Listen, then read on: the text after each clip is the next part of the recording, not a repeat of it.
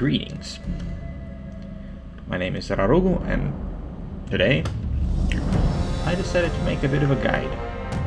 A guide for a game that deserves not one guide, but two guides made in various languages. One will be in English, and the other one will be in Russian. Why? Because, well, I just thought I'd try myself out in doing so. So in this case, I will be playing Gothic 1 throughout Chapter 1, and I'll walk the path of acquiring basic gear, getting some basic skills, and just doing all of the quests for all the factions, all the camps before joining any of them, so that there will be a save file in which basically if you wish to play the game again, you don't have to earn loyalty for the other factions. And I'll try to do it as efficiently as I can. Right? So why is it that I decided to do it? Because Gothic 1 is one of the best RPGs that were ever made. It has many wonderful lessons in it, and while the game mechanics are simple and if you know some of the fundamentals, it should be pretty clear. But it's possible that you're new to the game, you've never played it, and you wish to get some assistance. So my advice to a new player would be, don't watch this. Don't watch me perform this guide, because one of the best lessons of Gothic 1 is that it teaches you through some harsh lessons. For instance, if you show up in an area that you're not prepared for, you're gonna get eaten alive, or you're gonna get beaten up. And if you get beaten up, your currency, or in this case ore, is going to be stolen from you. At least half of your money is the penalty for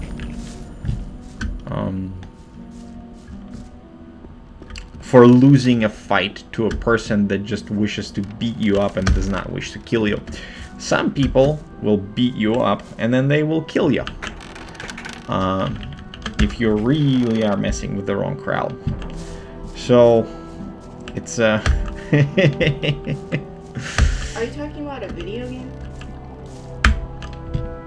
Oh, you seem so upset.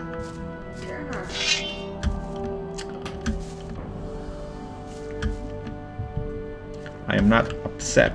I am simply acknowledging that in order to understand what I'm talking about, one should pay attention, which is not being paid at the moment. Alright.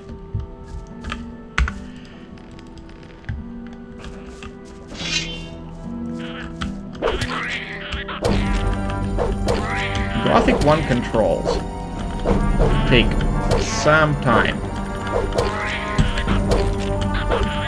to get used to. And if you don't get used to them, well, it's gonna be a little hard to navigate. I'm playing using a keyboard and a mouse, and while it seems that it's easy to play, it does require some finesse in order to be able to control your character. So, for the sake of simplicity, there are my keyboard bindings, in case you're wondering. And what I will do in this guide is I will split it up into several pieces, which basically will denote, whoops, nobody saw that, basically will denote the camp that I joined, or the quests on which I am working currently.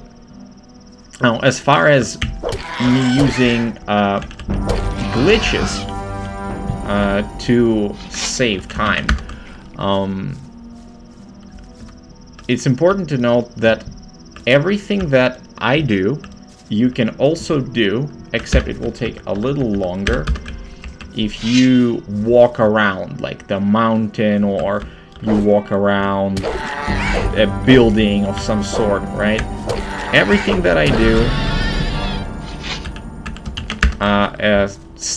a new player will be able to do as well, except to get to a location, you would need to walk a little more. That's all. That's all.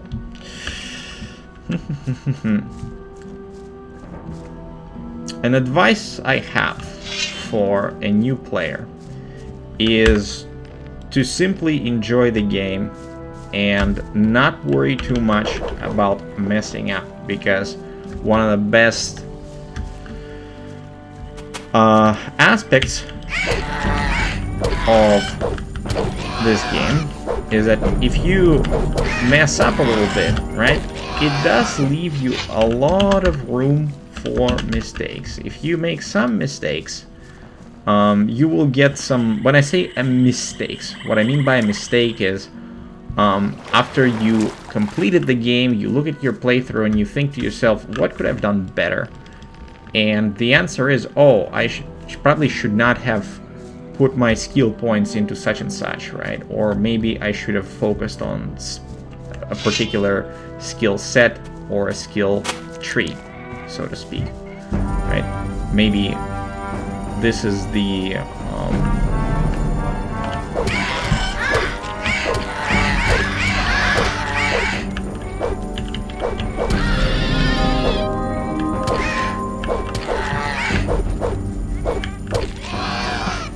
this is the conclusion of choice. Now that is an excellent start.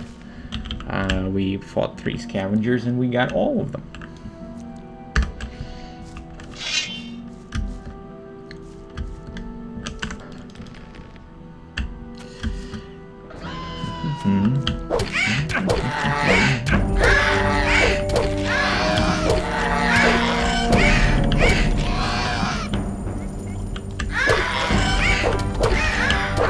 Whoops. Yeah, 4-on-1, that was a little ambitious. Don't do that. Typically, you probably should lure them out of the pack one by one, right? One by one, and then it will be easier to handle.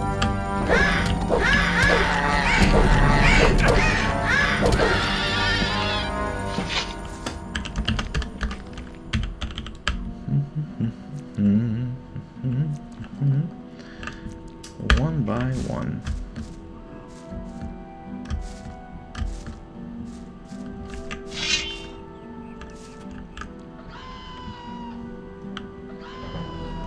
Thank you for the following, Stengy18. Welcome. Alright, let's make an angle between the two of us. And go back a little bit. Easy. Alright. You, come up here.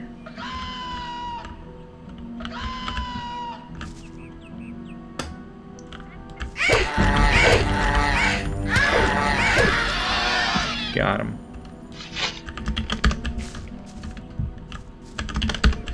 Now, one more piece of info that will be useful is that you should take advantage of the help that is provided to you by non-personal characters. There are NPCs that are not friendly to you. For example, from the get-go, if you watch the introductory cinematic, you will see that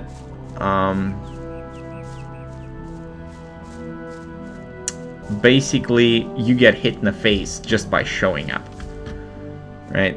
You showed up in the colony, and the christening that the character called Bullet does is hitting you in the face, right? And then there's another character whose name is Diego. And Diego basically saves you from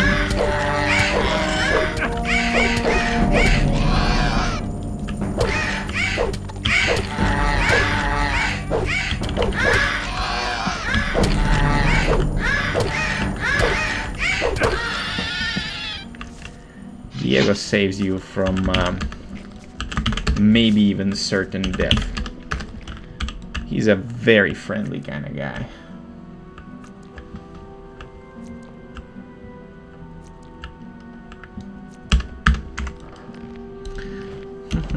Just rename the save chapter 1. Let's see, chapter 1. Alright. Alright, how much further can I go? Not much further. If I go any further, there will be trouble. There will definitely be trouble.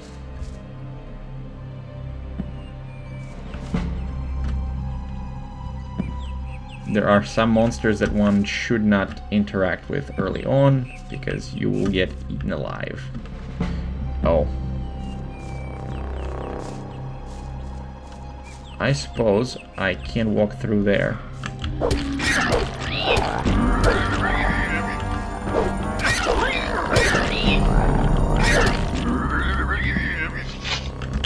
Which I will do. Incidentally.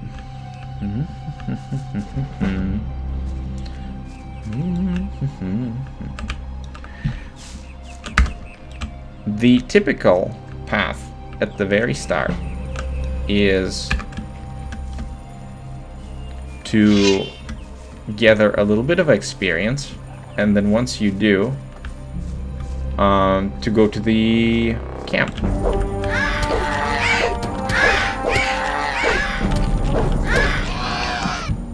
Which is what I'm gonna do shortly. I just need to turn around and start advancing toward a safer location where we can power up.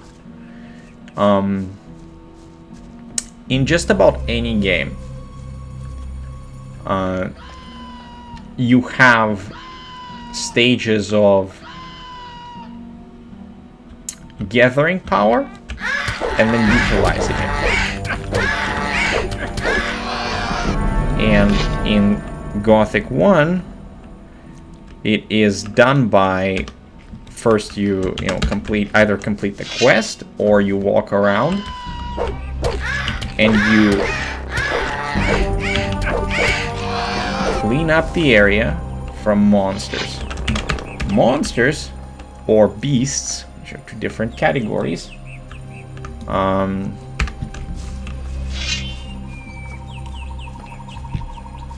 is a primary source of your experience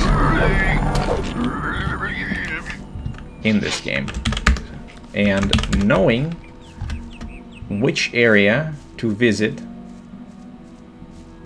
in what time shall determine your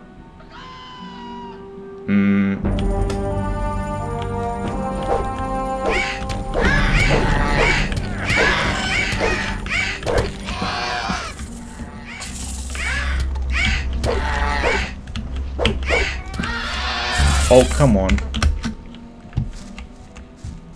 Okay. The scavenger killed one, or the bloodfly killed one of the scavengers. Let's not aggravate the bloodfly. The bloodfly is actually quite dangerous. No, we're gonna back up. The bloodfly it doesn't like me, so we're gonna step away from it.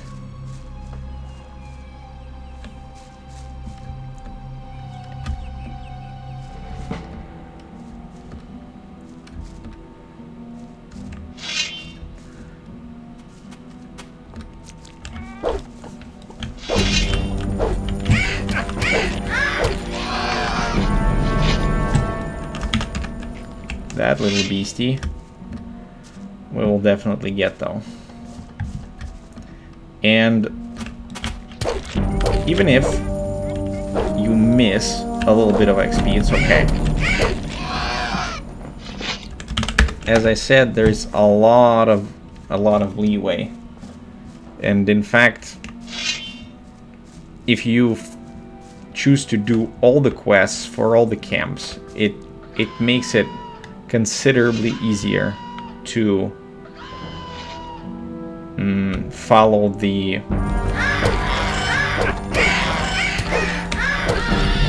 I wouldn't say optimal path, but the path of being frivolous with your skills and your abilities.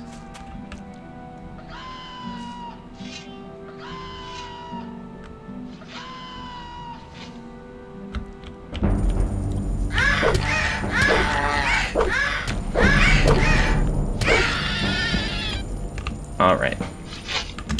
We're getting close to leveling up again. Alright.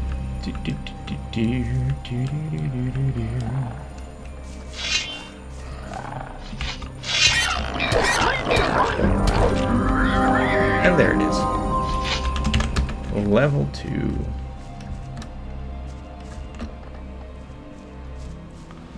Lovely.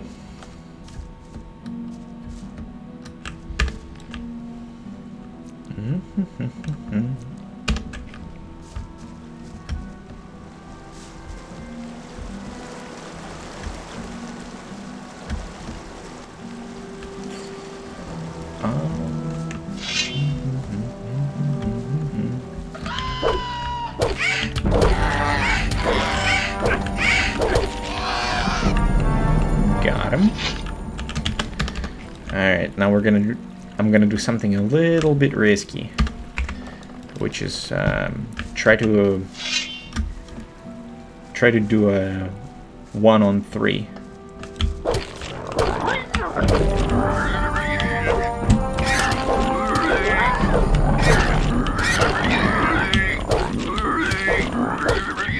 And we got it.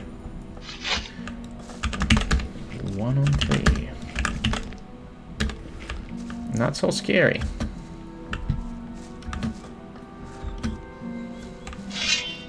It was a little scary, but not too scary.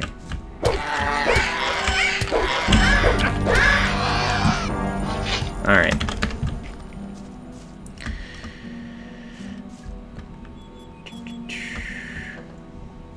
Good progress so far. Where do you think? Diego says I'm to meet him in the camp. Okay, in you go then. Alrighty.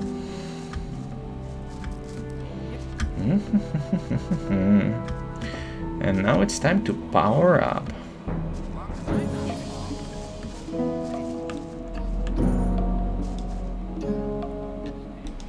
What? Up. Alright, let's take a quest from Doris. Also, this is this guide that I'm doing is going to focus on showing particular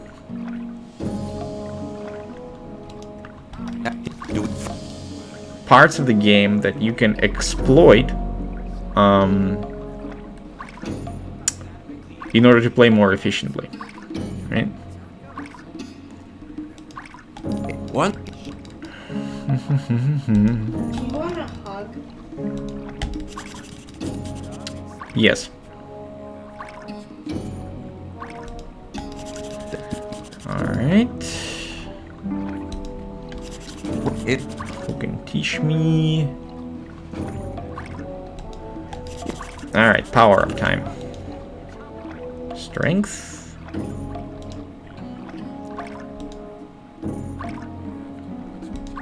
I can't teach you an. Okay, no more skill. Your points. strength. Come back. Remember to do this. Take it. Also, do not skip the dialogue. As if you're starting, it's important to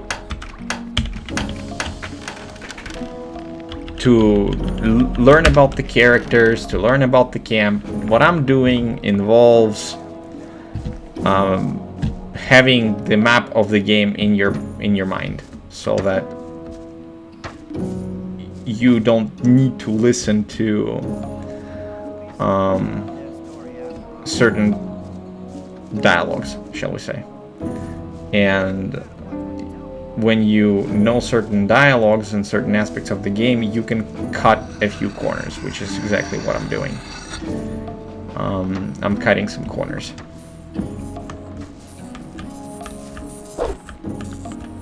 Now this game is largely all about exploration, making acquaintances, and that means you are, instead of cutting corners, you're smoothing out the edges, right? Which is a little different. You have to go through every nook and cranny. Come on. There we go. Meat bugs. Get him. Got him. Get him, got him good.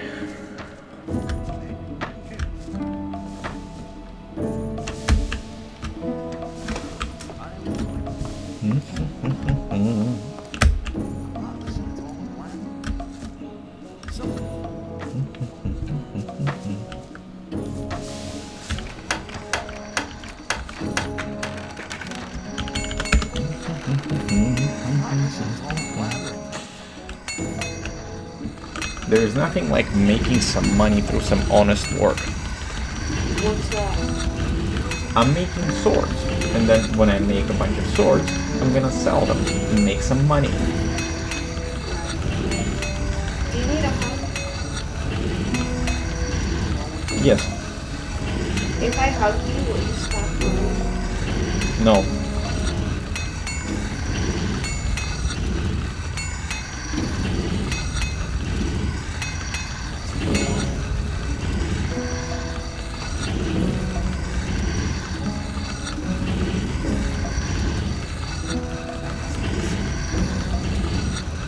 You realize it's virtual learning.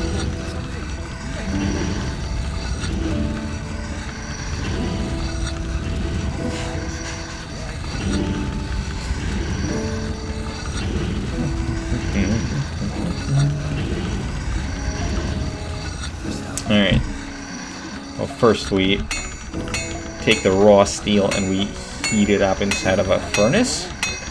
Well, it's not really a furnace. What is this thing called? I don't remember. And then once we Smith's fire is what it is. Yeah. And after that we hammer him out. Now we cool it off. And the next thing is, of course, to sharpen it.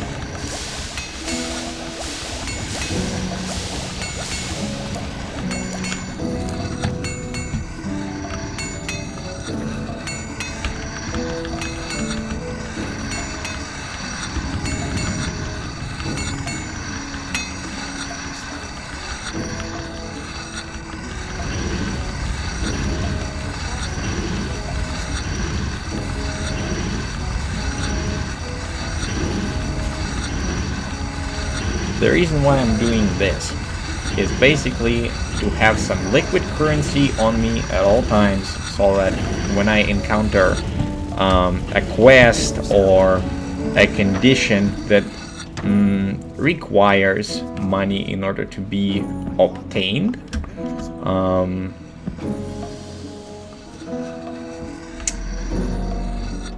I will have it. Yes.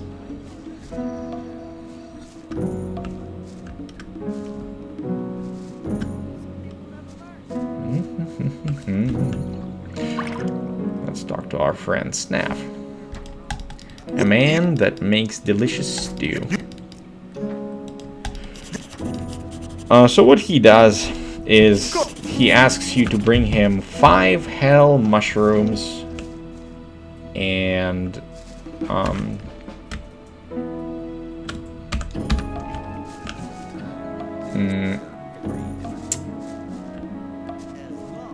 5 hell mushrooms and 3, I think, meat bugs.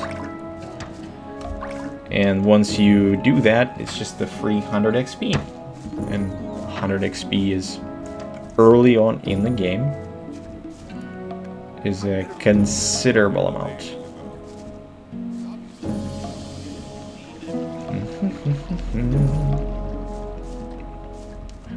I will shortly describe the quests that I'm doing so that it is clear to you and it's not just a random skip. So this particular quest has to do with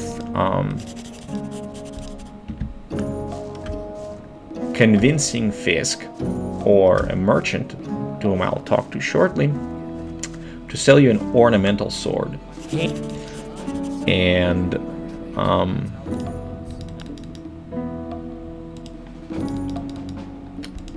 when you have 110 ore, you can either take the sword and run, which is not something I would recommend considering we just crafted a better sword, and then you give that sword to Fisk. If you choose the wrong option, you will simply fail the quest. This particular individual is from a different camp, and it's called the Brotherhood. So what you can do is you can ask an NPC to help you out, to guide you to another camp. Basically,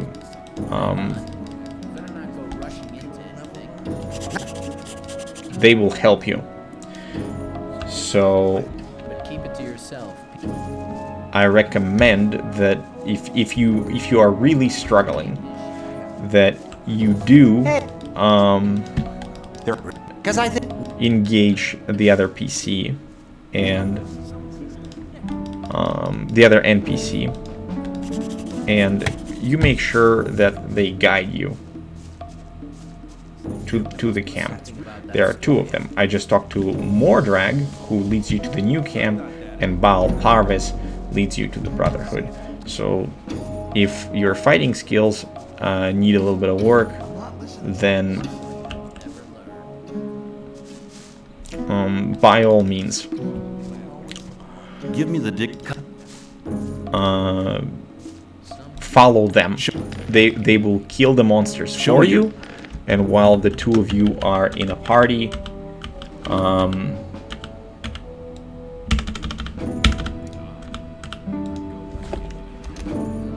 it will be much easier to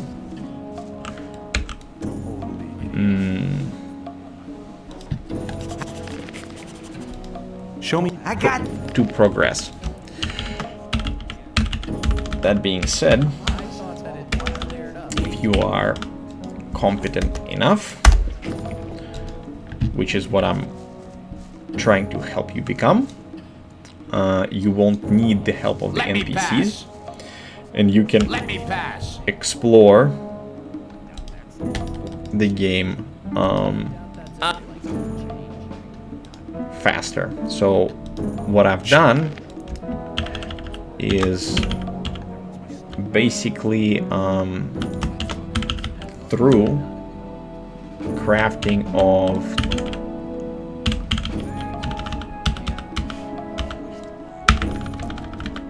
swords, the crude swords at the smithy, I have bought myself the digger's trousers, which improve your defense by quite a lot. I made it so that our exploration process, exploration of the outside is going to be much easier, much simpler. Nope. Because wearing armor in this game makes a palpable difference.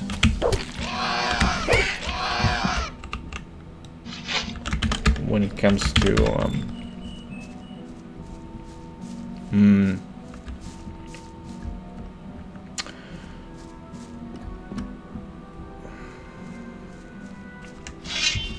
fighting against your opponents. You can be a lot more aggressive, and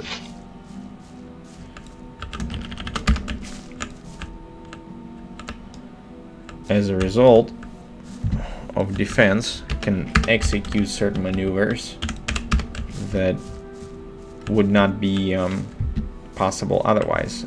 This dead guard right here is, his name is Neck, and finding him is the requirement for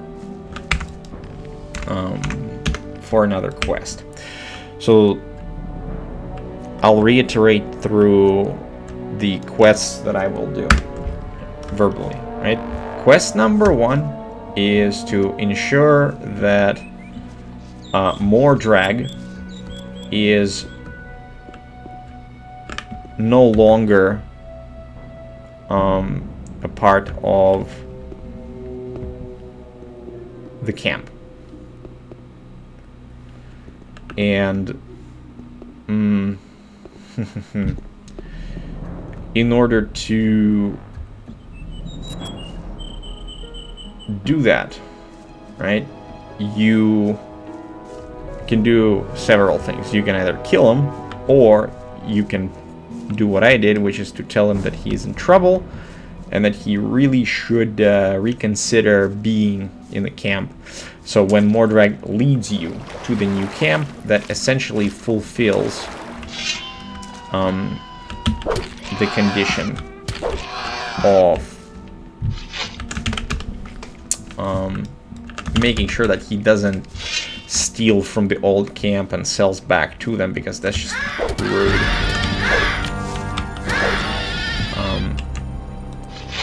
And that fulfills the Thoris's quests. So in order to join any camp, the requirement is for the old camp is that you need to ensure that at least 4 of the shadows are on your side. Well, shadows or other important people. And Thoris is considered, the leader of the guards, is considered to be one such individual. So Mordrag's quest takes care of the requirement for Thoris.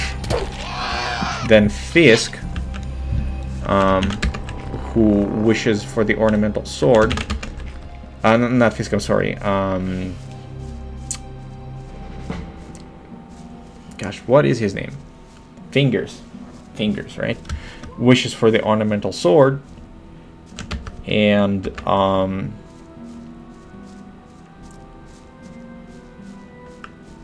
we completed that requirement by getting the sword and giving it to Fisk. The third requirement, which I will do, or the third individual that I will quote-unquote impress, is Scatty, which is the overseer of the arena. Overseer of the arena wants you to defeat one of the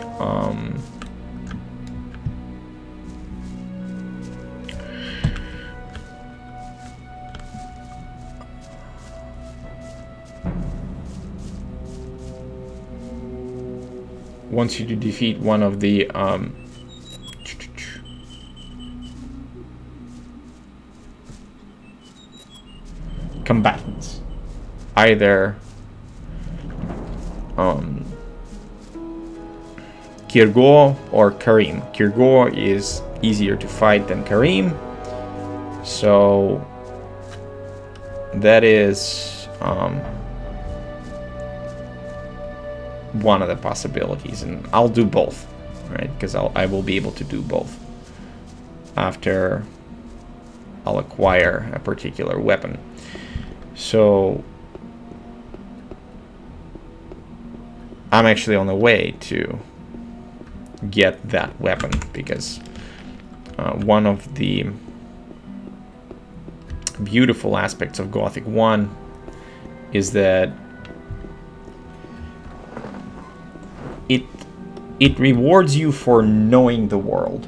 When you know the world of Gothic, you can wander around, get powerful items, and through that, instead of feeling like a lowly digger, you feel like a demigod.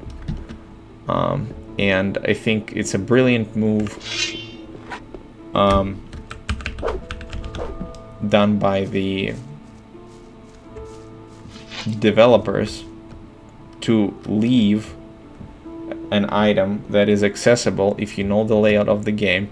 And by the way, if you wish to get to this area right here, you don't have to use the glitch of not taking fall damage after an attack. You can walk around the mountain, and you can go into this area, into this little lake, swim across, and you'll get here as well, right? So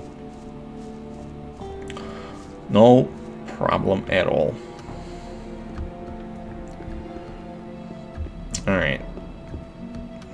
Now, if you don't want to take this path, and if you wish to know what would the game feel like if you don't pick up this old battle axe, you can absolutely do that. There is no problem.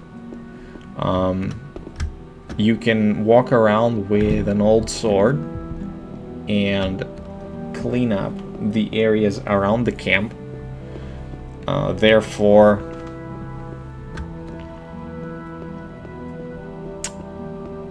getting some power, right?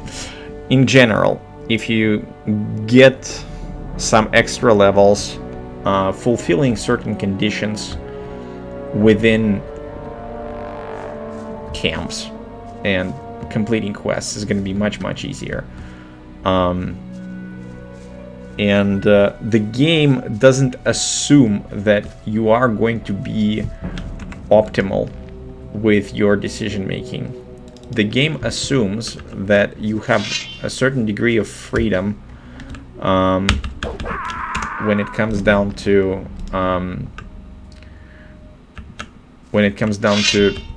the play. So you can spend your strength or your skill points on something else, and it's okay. It's not a problem.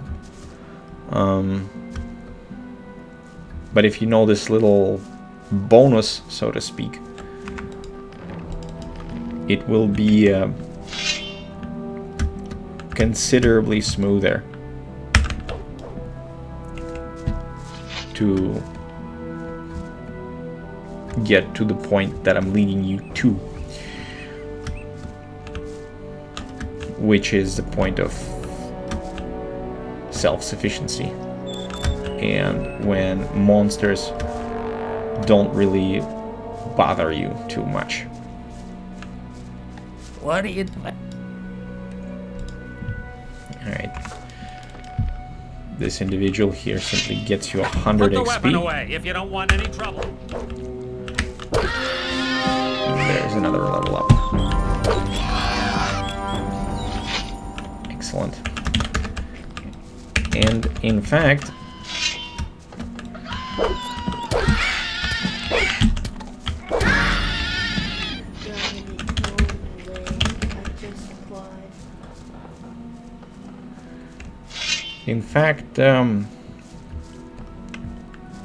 being at level 3 is all you need at the very start.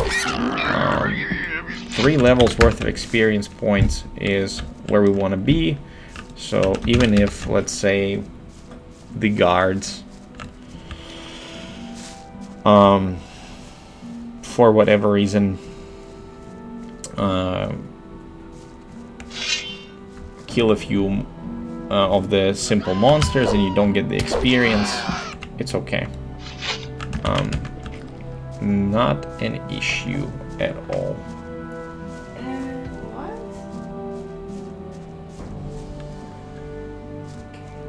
So let's see here. I'm actually going to loop around here a little bit because there's some easy pickings. Once again, some scavengers.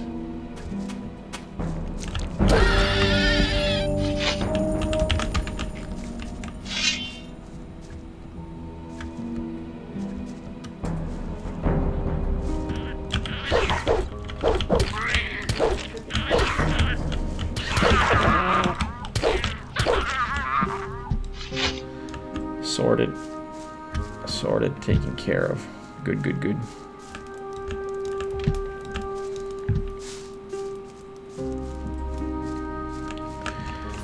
There's another meat bug.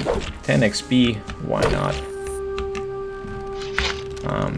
Cavalorn is busy being aggressive toward those goblins that were standing around there, so he's not gonna pay attention to us taking just a little bit of stuff from his chest. That's okay. Did I pick up the apples? Pretty sure I picked up the apples, yep. Trust me, those apples are gonna be important. Can I talk to him, or is he just stuck?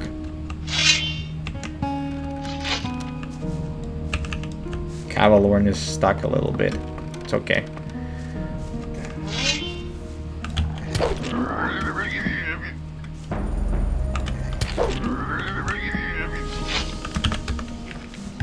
Alright.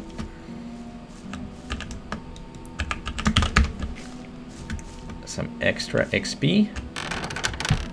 And the key to this room is the key that lies in the Cavalorn's chest. Inside of the chests here, there are quite a few valuable items that are... I'm not sure if it's 100 pieces of ore or maybe 200 pieces of ore, but it's a sizable chunk. Alright, so if I remember right, if I just loop around here, we're gonna get to where we want to be. Alright. Why not? Why not go here? It's still scavengers. And because we're one-shotting them, it's simply a walk in the park, or in this case a walk inside of a prison filled with murderers, thieves, and other contingent of people.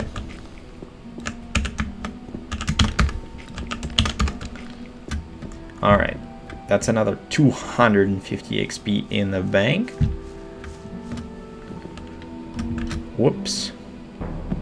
Slide it down. Can I get through here, or is that not allowed? I suppose if I'm not allowed to go here, then at this point in time I'm going to go back and get that, get the power up, right? How far are we into a level? We are 1,000 away from a level up, which is quite a bit. I think I will not be able to make that 1,000.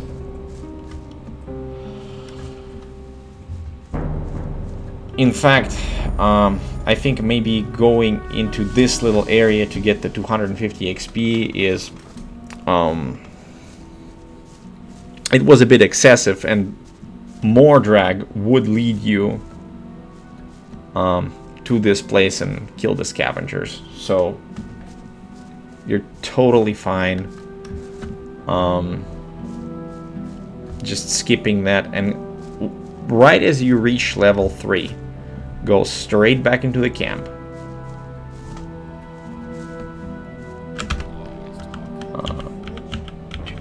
Eat that. That.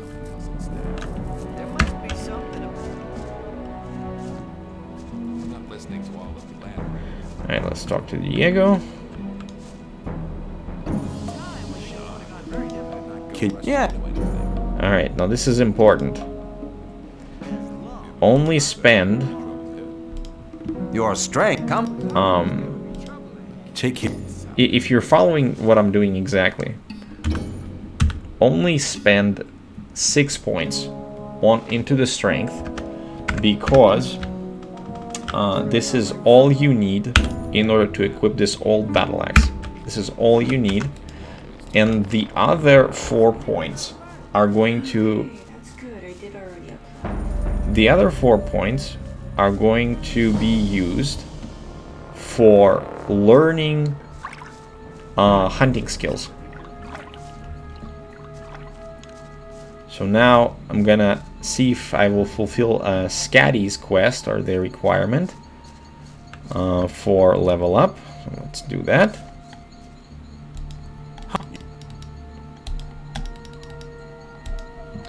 Oh, I gotta talk to him first.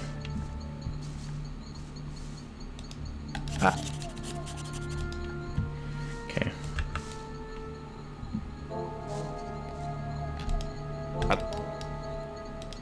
No.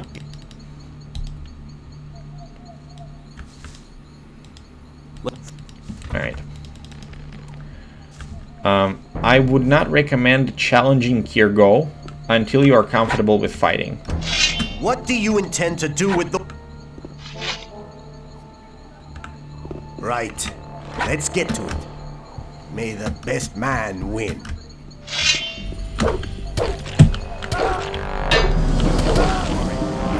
Alright. Kirgo down.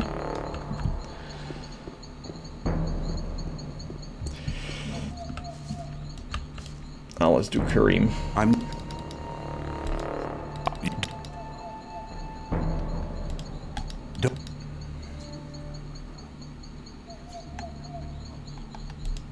At first I wanted to say something about your thin arms, but then I saw your ugly mug. I think this is your last chance to finally get lost.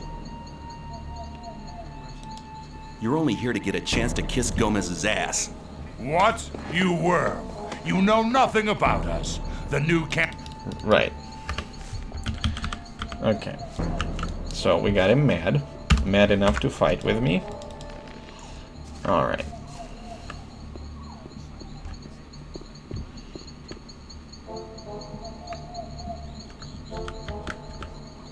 Pain is a question of willpower.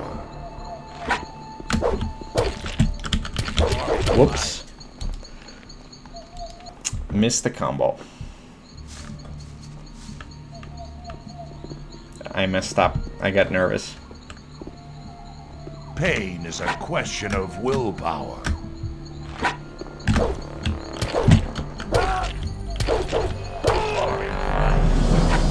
That's how one would do it.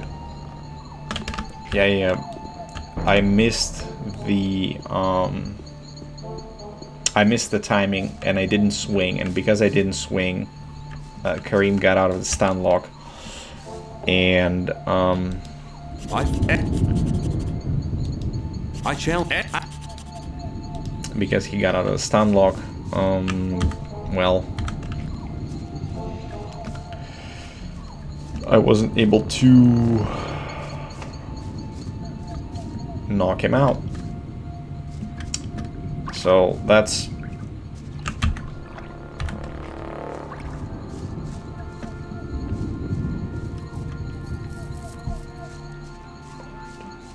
three. That's 3 out of the 4 requirements. We also need to pass the test of faith.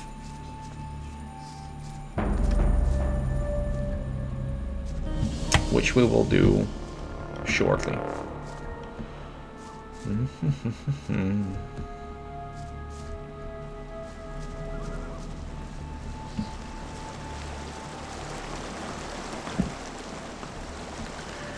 Before we go deeper into the... So, I suppose at this point in time, it is important to note that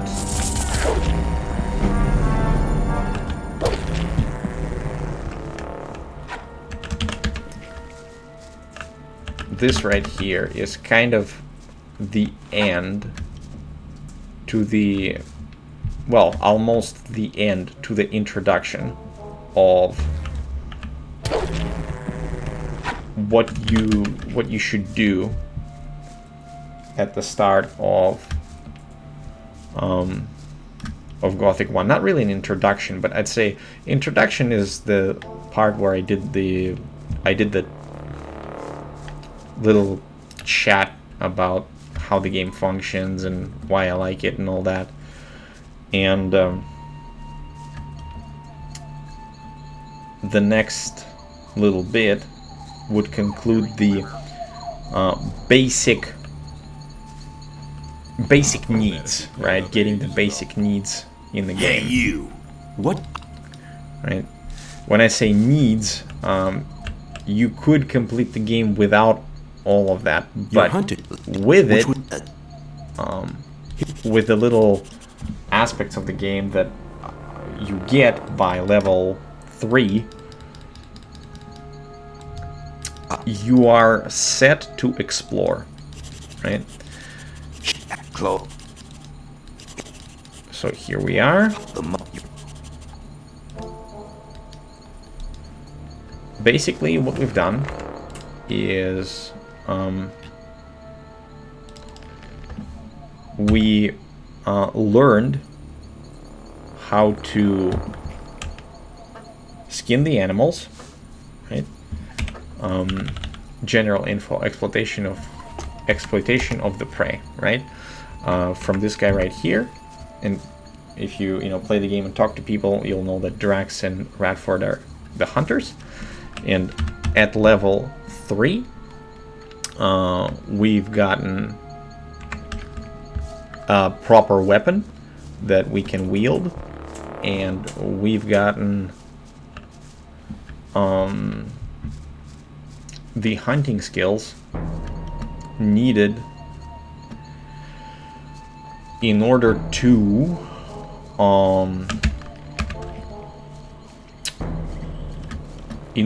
acquire trophies, which will be the source of our income, the source of our money in the game. So now that we are going to venture into more dangerous areas, we're going to get more benefit from being in those dangerous areas.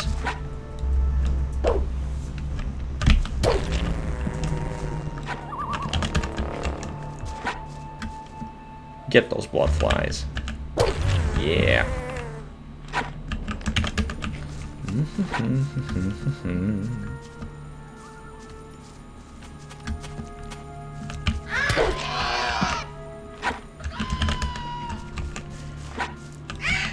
I would say that this right here, this stage of the game that I am showing you, I will call it the power-up stage.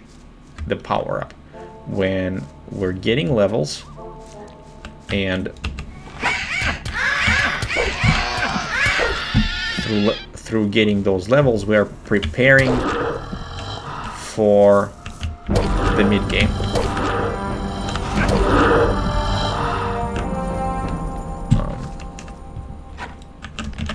Indeed.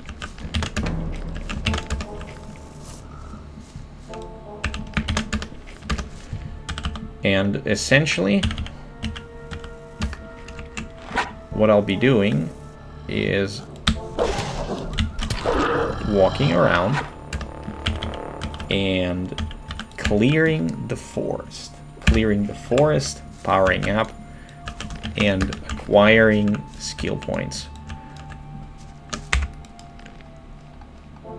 After I clean up the forest to the north of the old camp, this is the point where I will be ready to complete the test of faith. I shouldn't say I'll be. I am ready now to complete the test of faith. But essentially, cleaning up this area is the gateway to a calm and relaxing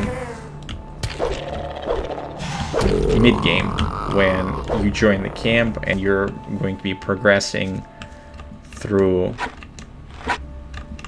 the rest of the story, right?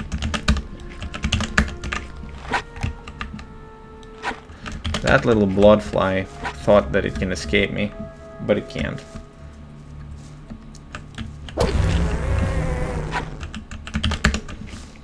Got him.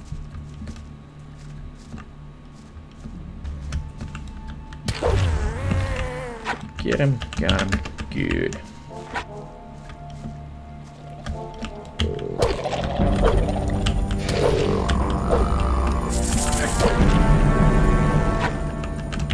Got these guys as well.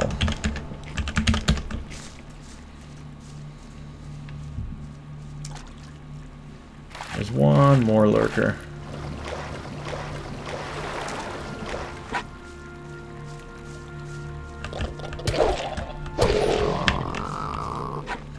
Lurker down.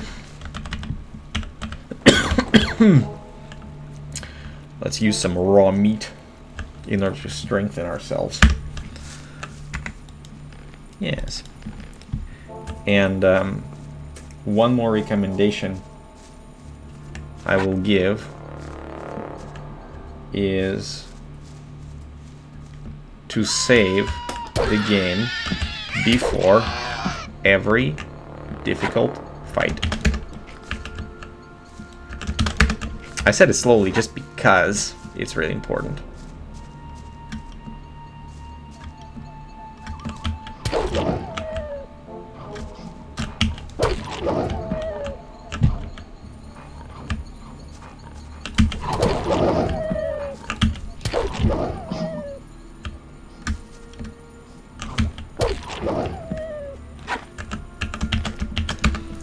When you earn a victory like this, right? Let's say you fight a wolf pack, and that wolf pack potentially could tear you apart, but you prevail in that fight. You should definitely save, so that in case during the cleanup process you mess up, you don't have to spend that precious time on the fight again.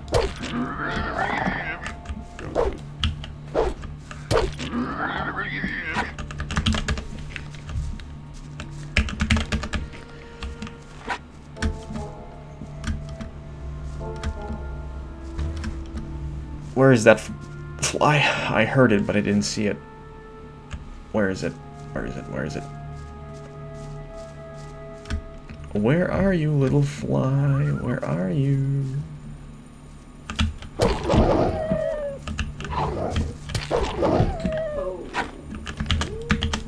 dodged it.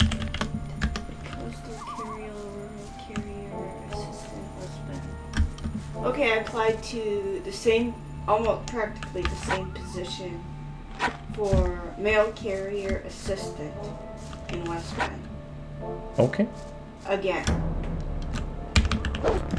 Okay.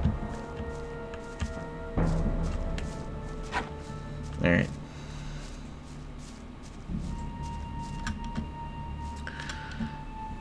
This part of the forest looks clear.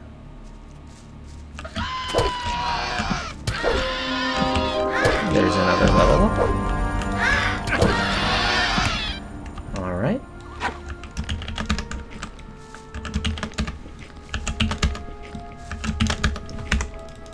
Let's celebrate the level up with a save of a file. Yep.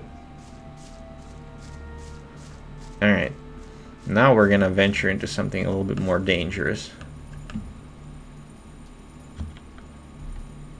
And here, this part right here is something that you really should be careful with.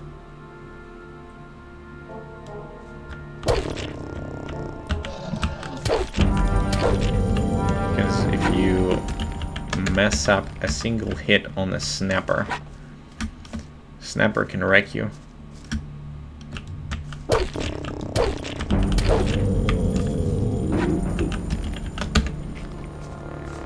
They are not to be joked around with.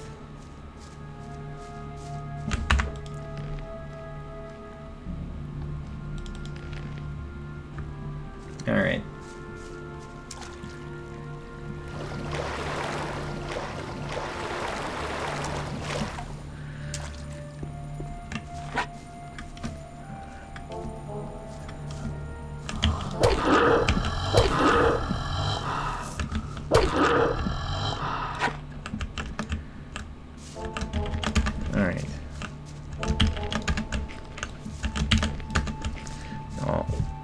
This part right here is also important because experience from these two snappers that are standing there is not going to be accessible later on in the story. If you don't kill these two snappers during the early parts of the game, you will not be able to kill them later.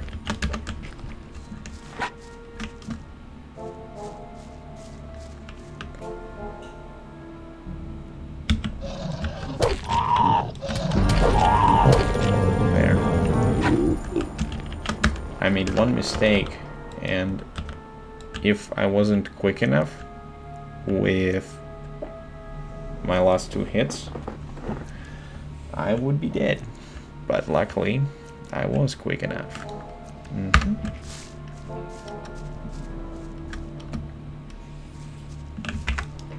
You want to know something funny? Yes, please. I applied for the postal carrier position.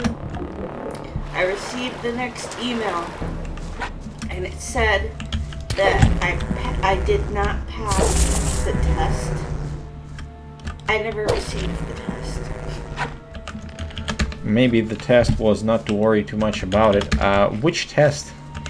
You're supposed to get a if you apply for the U.S. Postal Service, they're supposed to give you a email that has a postal carrier test between that job position.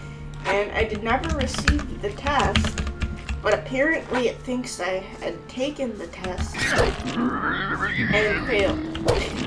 There is a mistake in the software, which is why calling the right person potentially can resolve that, or emailing them and saying that there's a mistake. You're a code developer.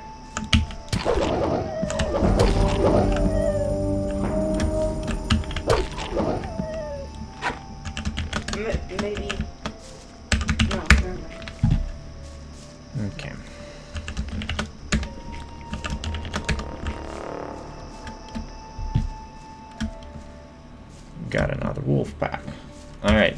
now we're gonna go into even more dangerous territory.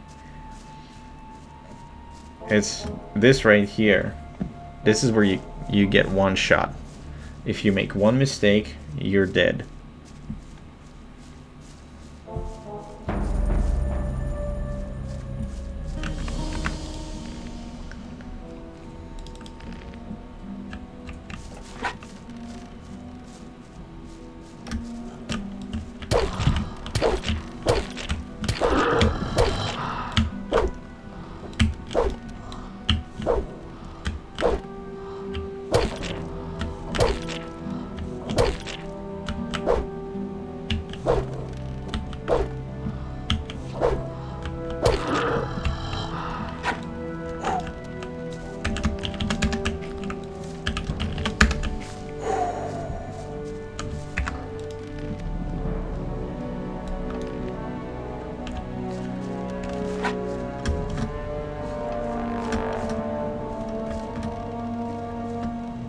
Alright, 3 lizards. I don't know if I can take 3 on.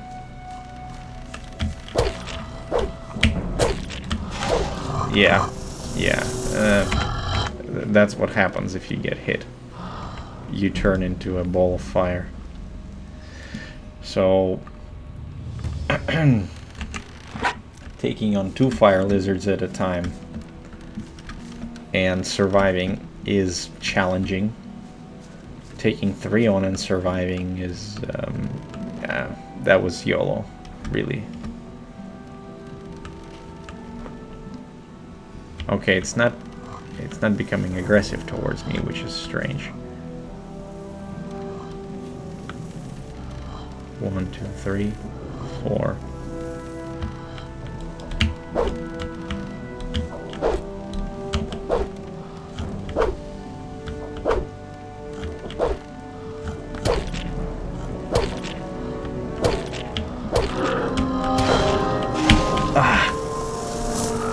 They all got aggressive toward me. If darn it.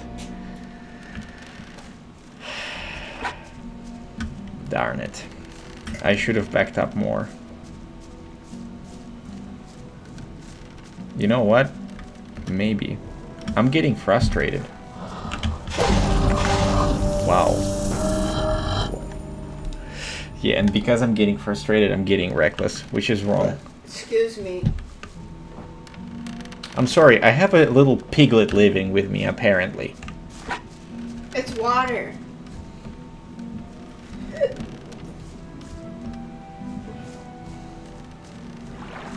Alright, let's try it from a different angle. 1, 2, 3, 4. 1, 2, 1, 2, 3. 4. 1, 2, 3, 4.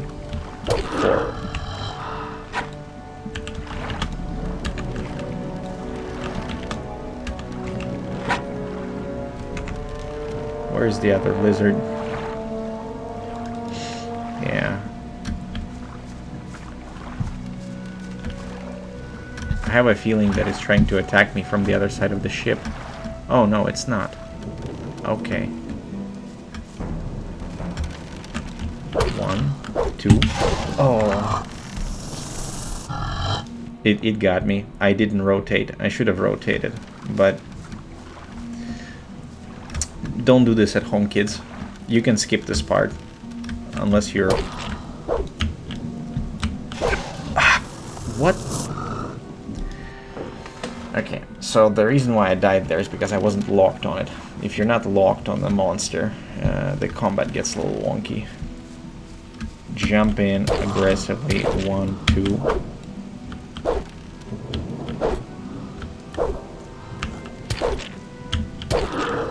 And we got it. Okay. If you manage to do this, I applaud you. If you manage to do this at level, well, I've gotten quite a few levels being in this forest, but if you can do this starting with the digger's trousers, congratulations, you're an advanced Gothic 1 fighter. well done, and props. Because, what, 2,500 experience in about 5 minutes is pretty good.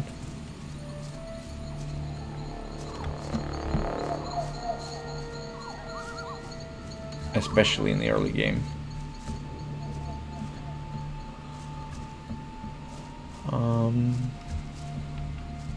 Yeah.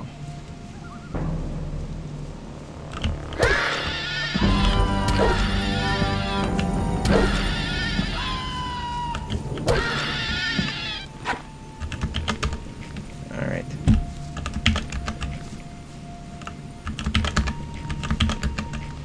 There's 200 more. And so this part right here, you can absolutely do by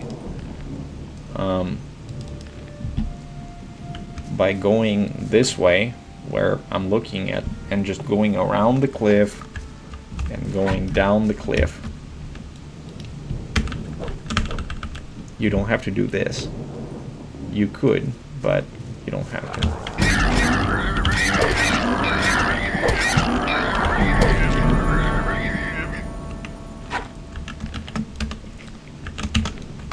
Alright.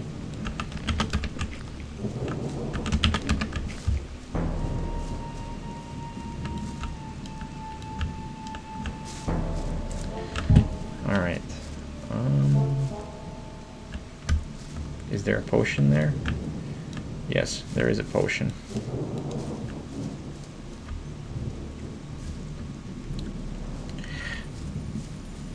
This right here is the camp of the Brotherhood, and Baal Parvis stands right there. We're not going to go into the camp of the Brotherhood yet, because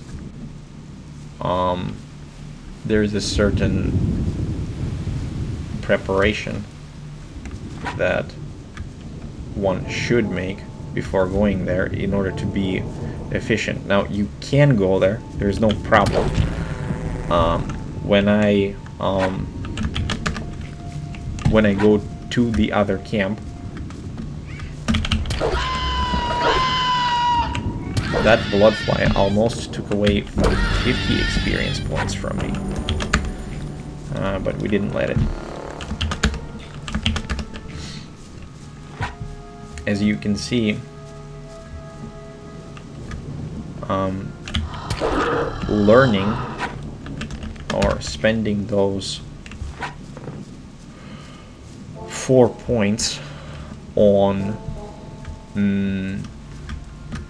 getting the trophies at level 3 is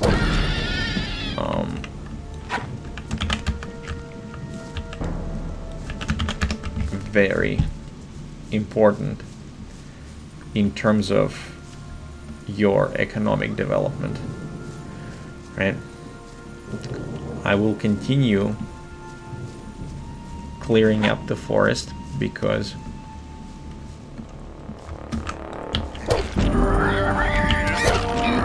this is the focus of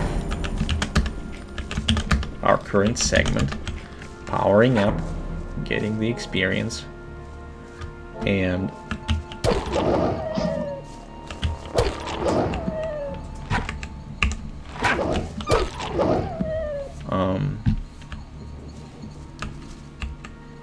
if you're struggling with being in this forest, it's absolutely okay to go back into town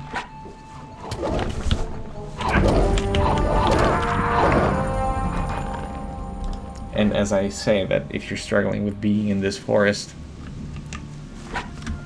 I get eaten by the wolves. Yeah, that can happen, especially at night. That's okay. You can either fast forward from here or into where I go into the forest, or just you know, watch and listen to the commentary.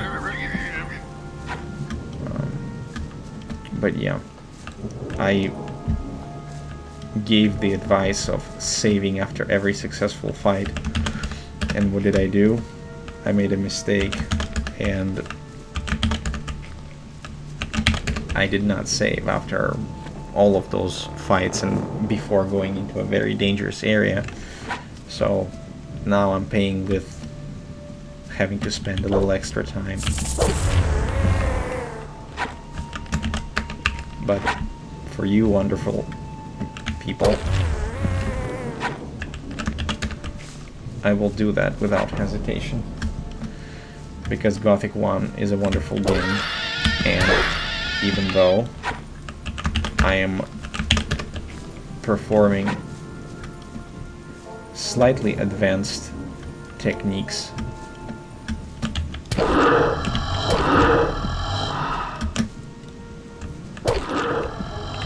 of combat, you are absolutely capable of doing this yourselves. Not necessarily copying what I'm doing exactly, but at the very least following the path and acquiring the experience points. I can guarantee you that if you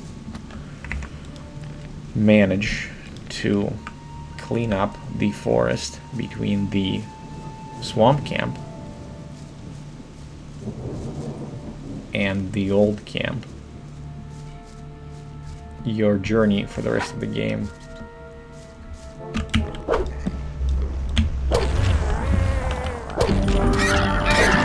will be much, much smoother. Which is exactly what I'm doing.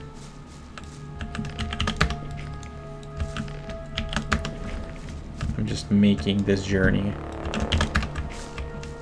smooth.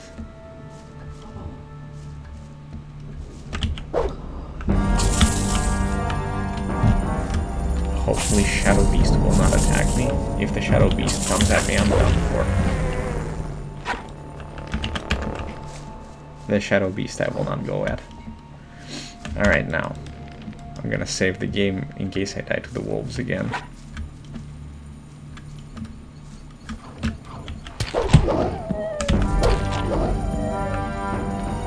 There he is.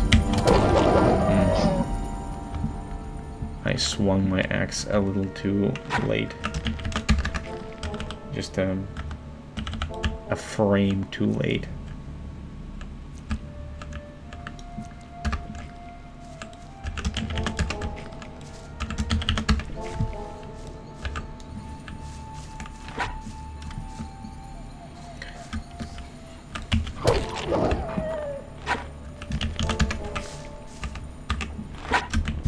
I forgot that I got eaten last time I attacked the wolf. There's probably going to be another wolf somewhere in here, and they definitely want to eat me.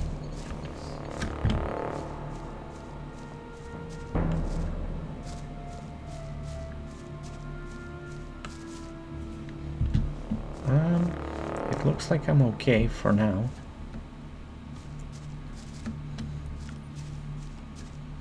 Oh. Is that where the next pack is? There's one. There's two.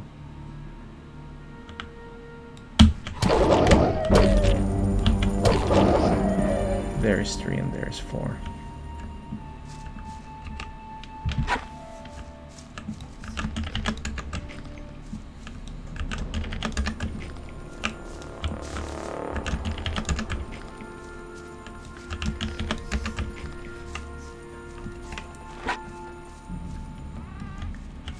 Any more wolves? Just one more glance before I turn and move forward. It looks like that road is clear.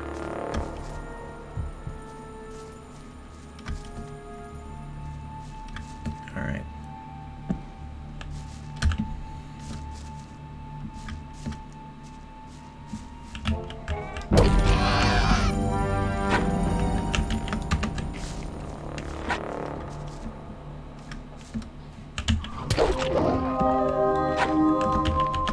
And there's another level up.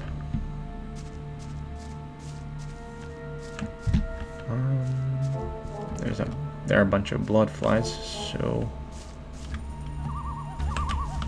let's take care of them.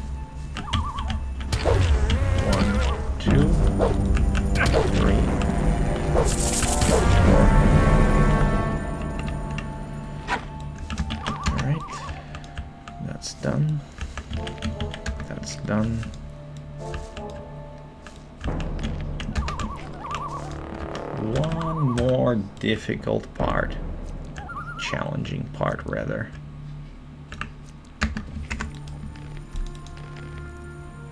Is just ahead of us. Right there. These guys we're gonna also have to do about one by one.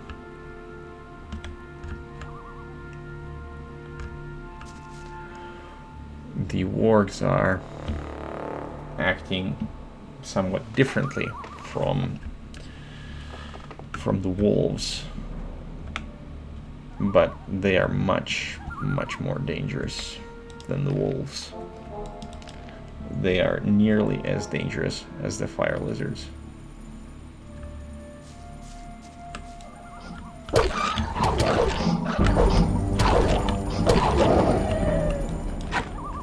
Got the timing right.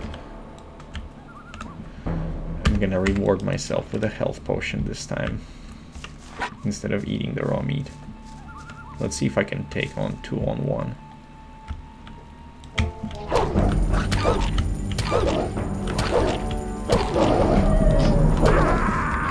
Yeah, that didn't work. It jumped on me and I couldn't get it. Now what if I do a sidestep? What if it runs on me and I do a sidestep? Will that be a... Oh. It chose to crawl at me. Basically, if it runs at you, it's probably gonna bite you twice. And if it bites you twice, it's an issue. And by issue, I mean you're dead.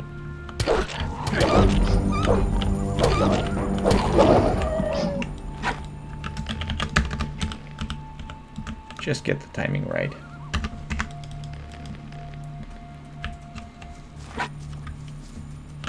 Oh, there are 2 of them.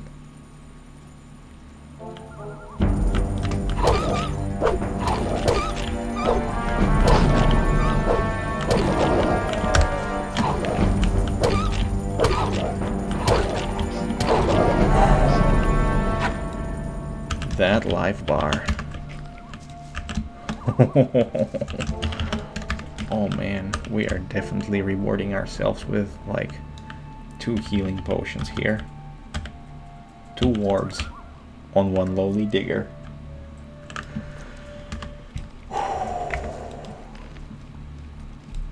That was exhilarating.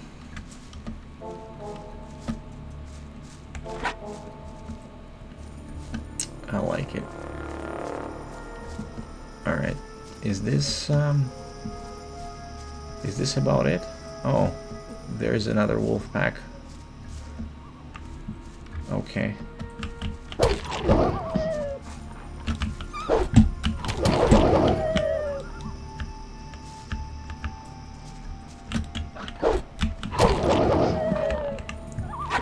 He bit me.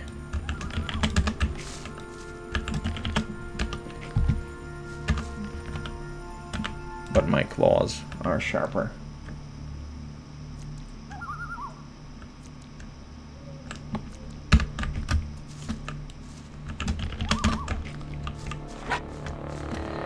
All right.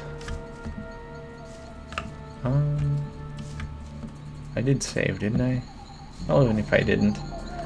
All right. We are doing well as far as completing the power-up stage. I am almost done with the power-up stage because really it's cleanup of the forest that does it for us.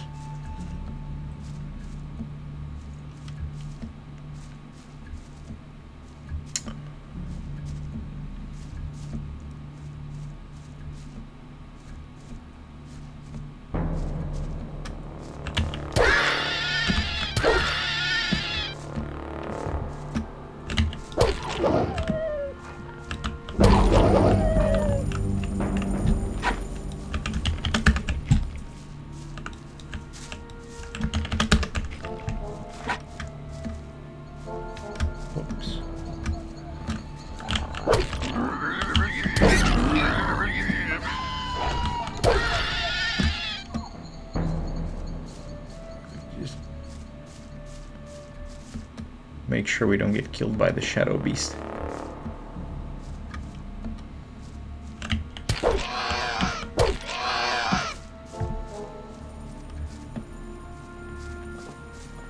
And I think I'm at a point where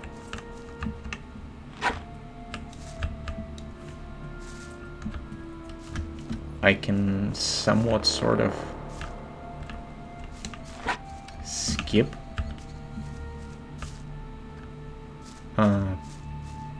picking up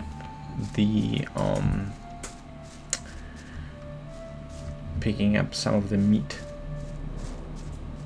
from the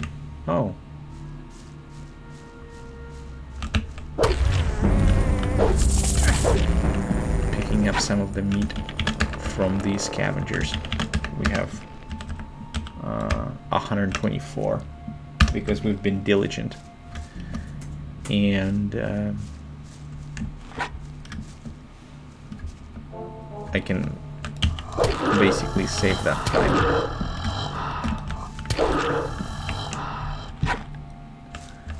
And not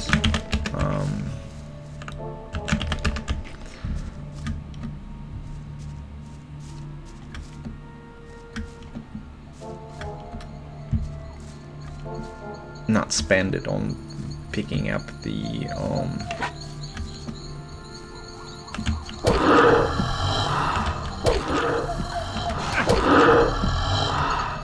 meat. So we just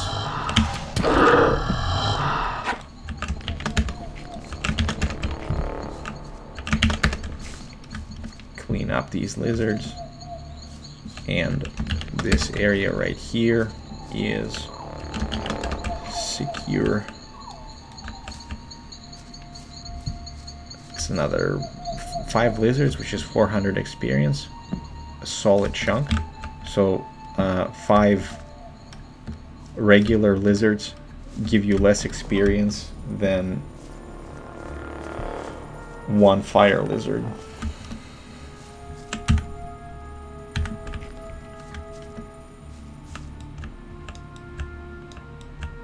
Okay. All right.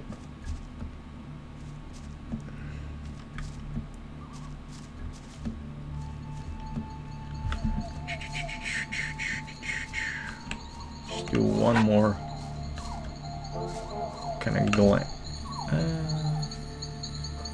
Yeah, I'm not gonna go to the shadow beast right now. It's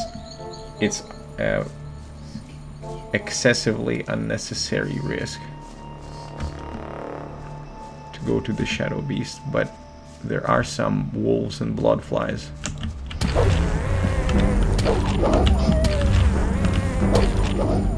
that we can clean up.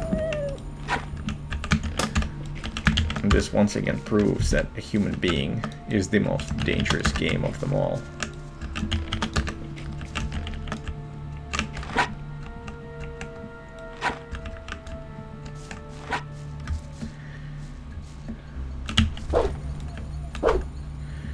If you have never read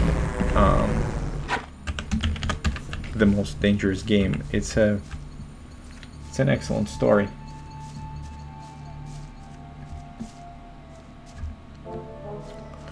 That I recommend you read. I recommend for you to read. Alright. There's another wolf. Let's go get him. Cool beans. Alright. At this point in time,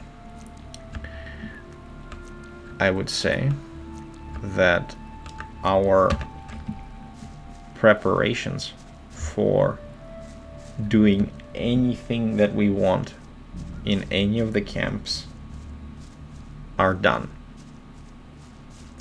because we are strong enough, and well, for me, I have like 40 points of experience, which is solid chunk. So if you watch this up to this point, I'd say that this part right here is where you would be comfortable, right? With 40 extra skill points to explore whatever it is that you want to do and however it is that you want to do it in the old camp and in the new camp, at least in the outer ring. We have completed 2 out of the 4 quests in the old camp. We're going to delay completing one of those quests until later, because it is important to keep that amulet that we found on us, because it gives a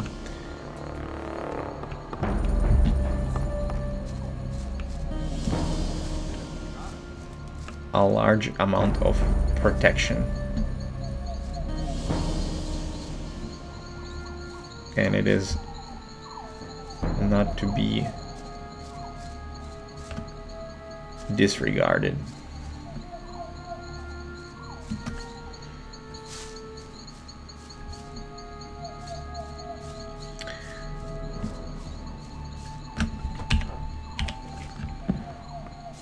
And apparently at 3 in the morning, Diego, in his infinite wisdom, is right there. I wonder if there was another quest that Can you? Yes. that is associated with him, that, you know, he would talk to you and befriend you a little more, but at this point he's just sitting there.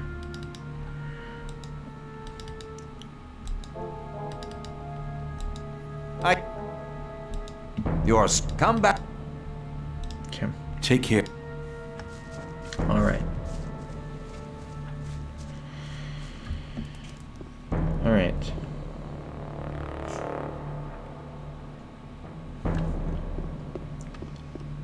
So now that I've completed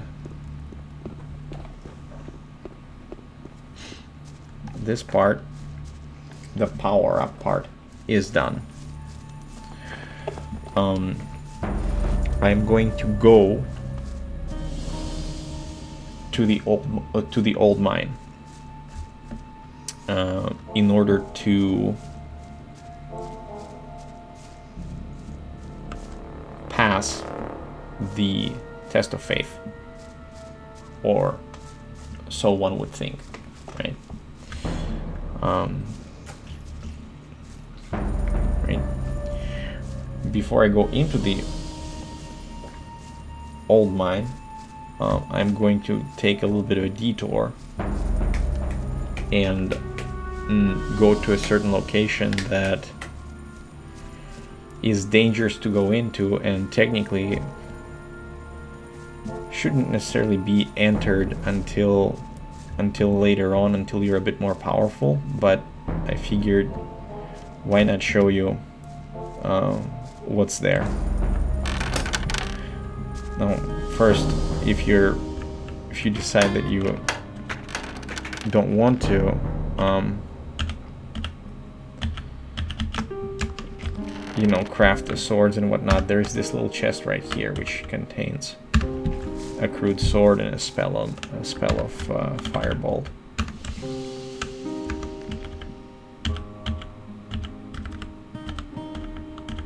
Where is that spell? Oh, there it is. Let's save the game. And the area that I'm talking about is obviously right there, where we have the snappers.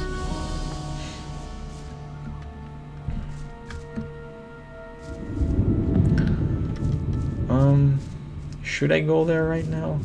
Maybe not. You know what? I'm going to go into that area slightly later, actually.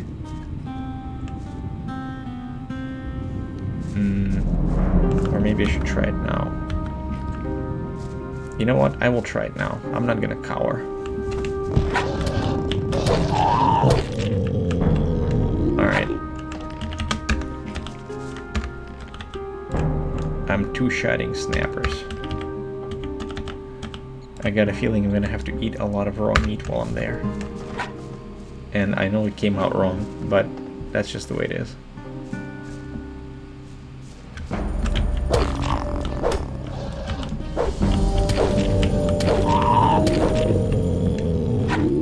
Okay.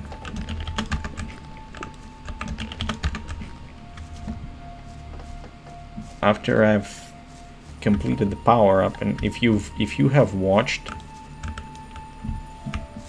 this far, this long, and you saw how I did what I did, the basic mechanics of the game are becoming more apparent to you. And I hope you're starting to understand what difference it can make. Well, I'm gonna make an assumption again that you have played the game before, and if you have and you've been struggling, what I did now, from the start to finish, is eye-opening for you.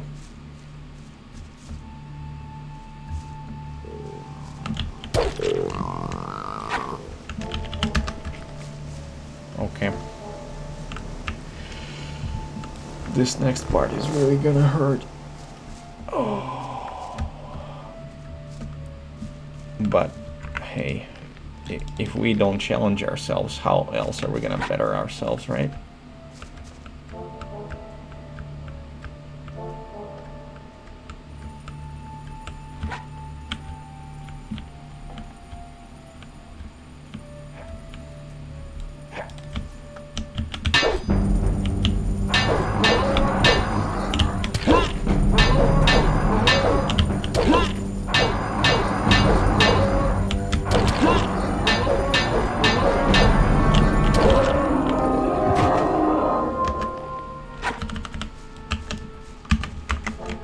Okay. I got stuck in the menu.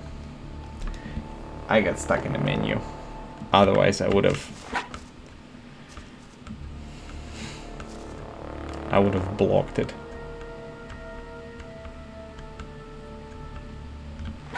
Orc number 1, let's go.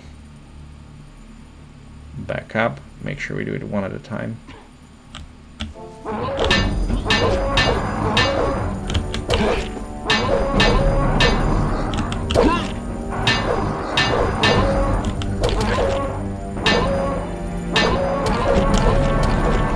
Darn it. I missed the combo. Well, not a combo, but I was blocking, but anyway, no excuses. Again, until I succeed.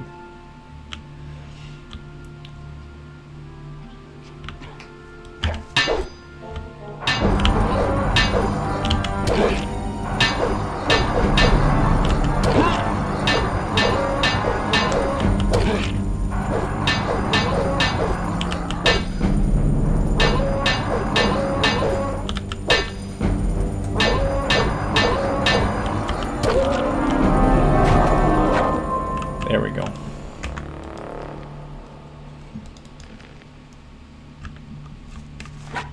We can take on Orc Warrior.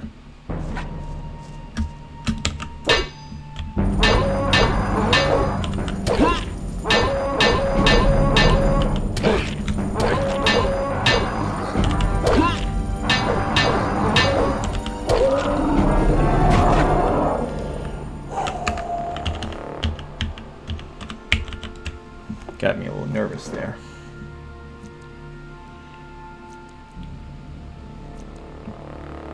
We deserve some raw meat after that battle. And again, that came out wrong, but what are you gonna do? Alright.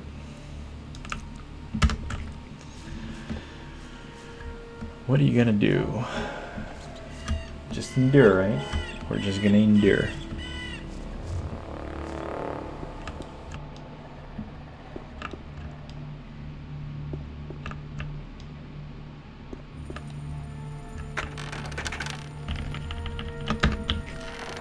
This is not too bad, considering how much experience we got out of this. A few tries and learning from our mistakes. Get a little bit of ore. Get a little bit of potions. Pretty good. Pretty good.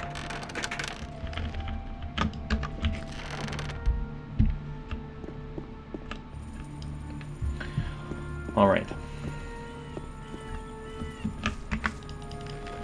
Okay, so what this tells me is that I am capable of completing this area with just a little bit of difficulty. Not too much difficulty, just a little bit of difficulty. So if you are at the same power level as I am when you are between the old camp and the new camp, I recommend that you visit here, because 3 snappers and a lurker, that's close to 800 experience, plus 2 orcs, that's 1,500 worth of experience. And 1,500 worth of experience is a lot.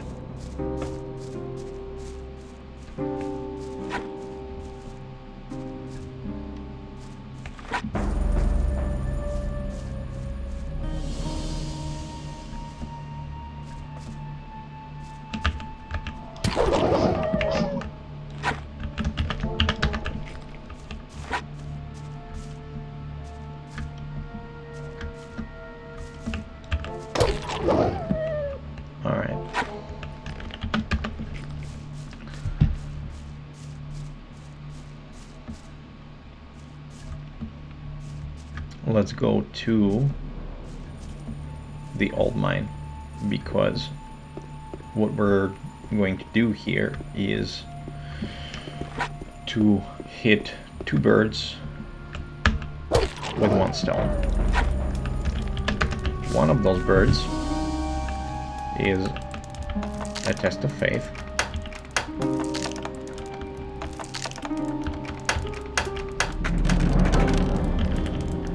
And the other one of the birds is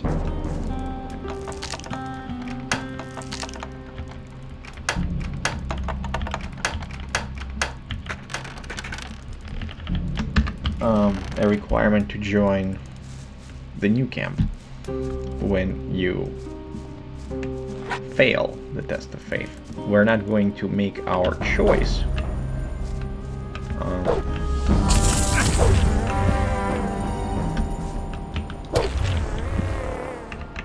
when it comes to the path that we will take, right?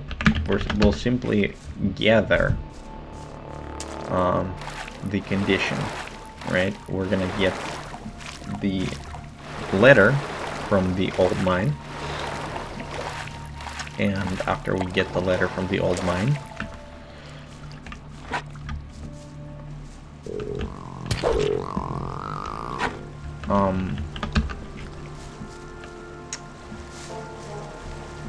we will be prepared to either pass the test of faith or fail the test of faith. And by failing the test of faith, that will mean that we are loyal to the new camp versus the old camp. Alright. Now this right here is shall we say a test of strength rather than a test of faith. And the test is, can I one-shot these guys? Yes, I can.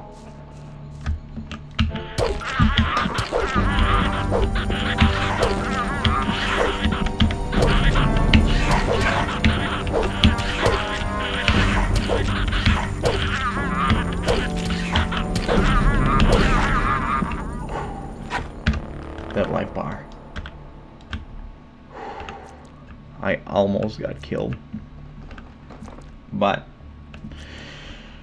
because of the power of that we've accumulated by clearing the forest, right? We get a bit of a compound interest. And this right here is a moment when our efforts are paying off unexpectedly large benefits. To some, it would be unexpectedly large, right?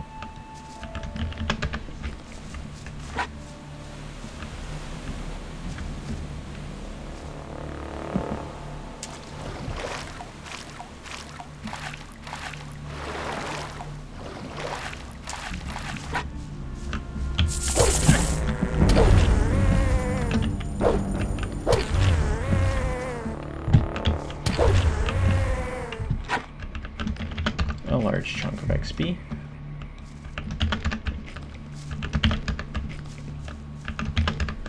Let's take that. And now we're gonna go into the old mine.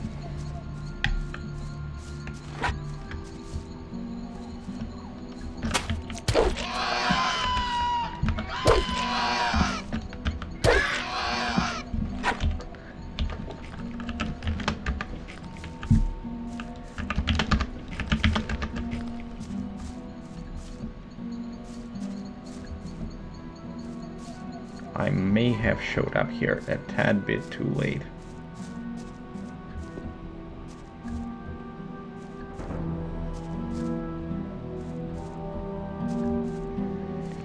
Because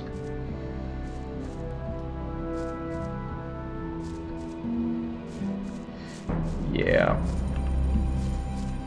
I did show up here a tad bit too late.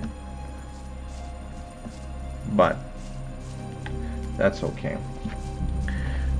I'm not gonna skip the content just because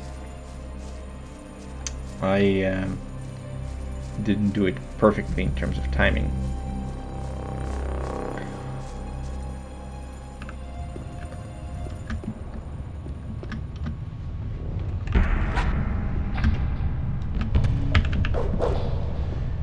And what I'm referring to is that there normally are two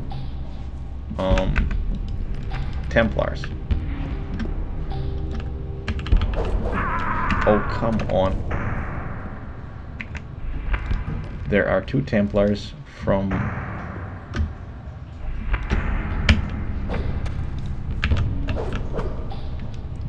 the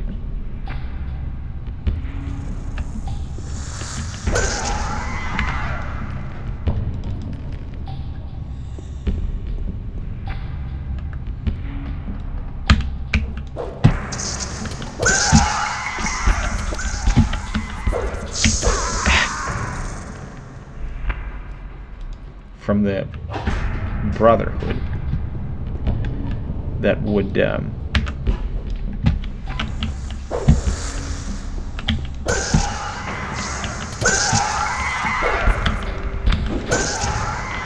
teach you how to extract minecrawler mandibles. Now normally, by the way, if you are in this mine completing the test of faith, this weapon right here is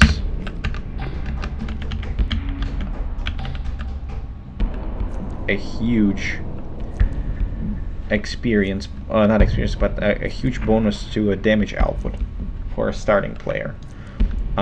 If you feel like you're struggling too much, let's say in the forest, right? Or not necessarily in the forest, but if you're struggling with other content, early game content, getting this stone crusher would be a considerable boon.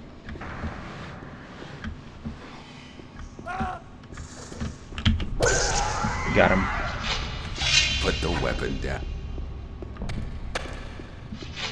I actually got the crawler before the guard, which is 120 extra XP.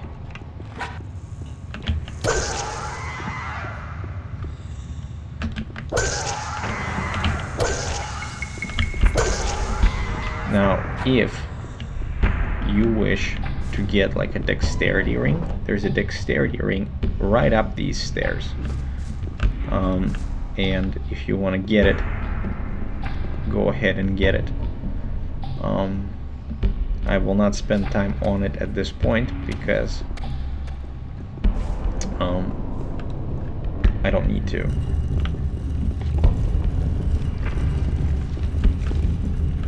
Alright, Viper. I hear you're the smelter. If you... Alright, he has a 750 ore, which is a lot of ore. And I'm going to utilize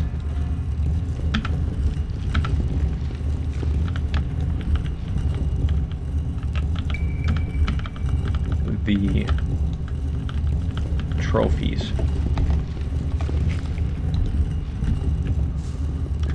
in order to convert them into ore, right? Which is what we're gonna need later on,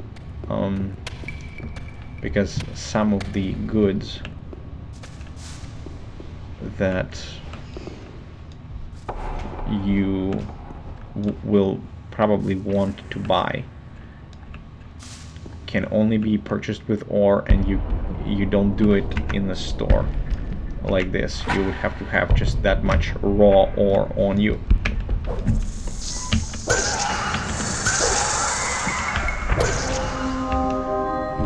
And there we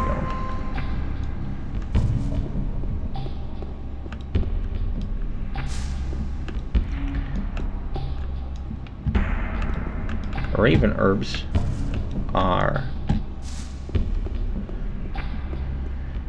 very useful because raven herbs early in the game fill up your mana all the way to the top. There are more. Yeah, there are quite a few raven herbs here in the corner. And if you, for whatever reason, are struggling with not enough mana potions, if you don't have enough ore because you chose not to learn how to get the trophies,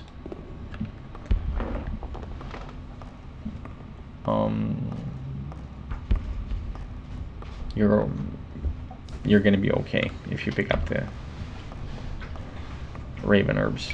It's gonna be basically a substitute for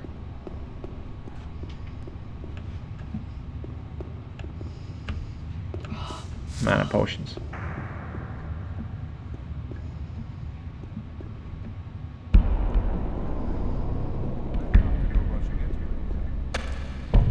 These Templars right here normally would be guarding us against mine crawlers, but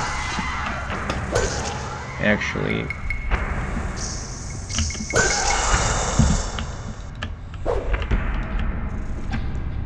it's the mine crawlers that need to be guarded against us.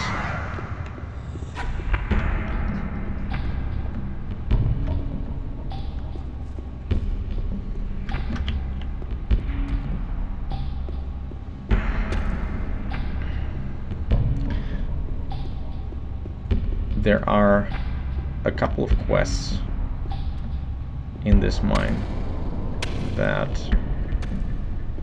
are beneficial. Quest 1 is what's that? Here you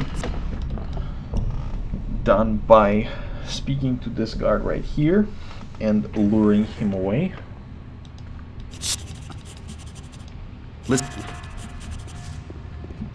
And while the guard is walking away from here, you can go back and acquire the requirement to open the chest, which is a key that we get from Aleph, one of the diggers. I'll see you. This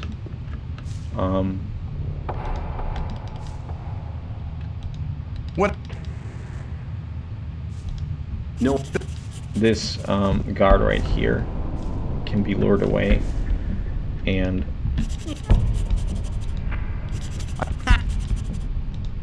I'll see you. you do that by choosing the right line of dialogue, and you can pause and see what I chose if you don't feel like figuring it out for yourself. But at this point in time, the two guards are going to go to Ian, because Ian is the boss of the mine, and in order to open one of the chests, oh come on, I had the timing. I was off by like half a second.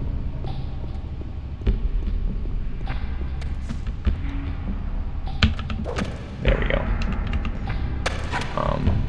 In order to open part of the chest, you need to speak to Aleph. Do you know anything about the key for the chest in the storage shed? And then it's important that you're not greedy, and you pay him 50 ore, because he's going to give you a ring of power, which gives you 5 strength, and that's a huge bonus.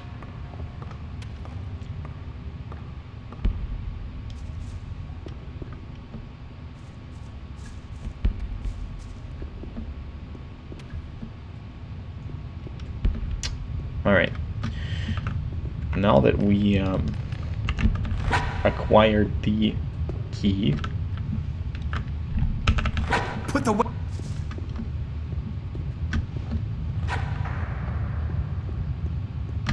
for the storage shed, we can go to the storage shed and get a bunch of sweet loot.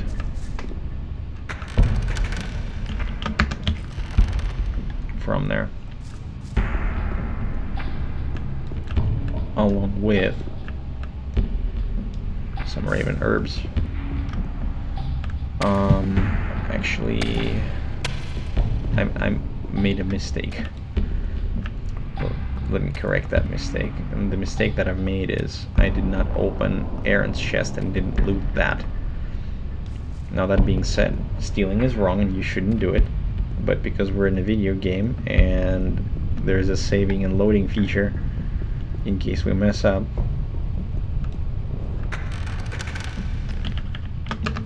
we can absolutely do such things. Alright. Whoop. Uh-oh. Well, I missed the jump a little bit. Alright, let's try it again.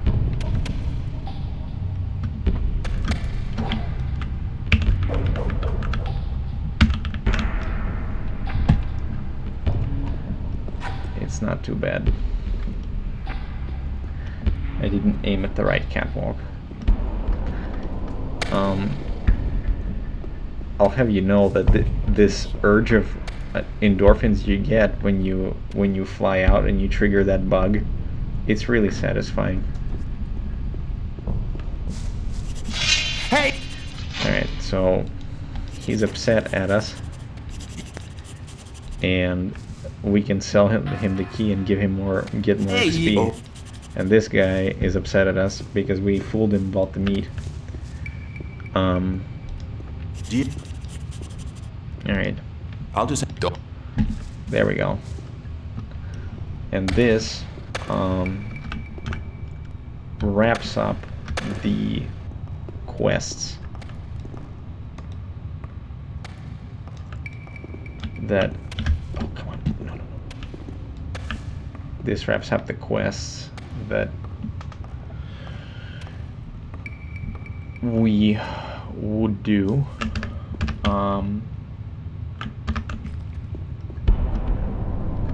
At the old mine when we visit this first and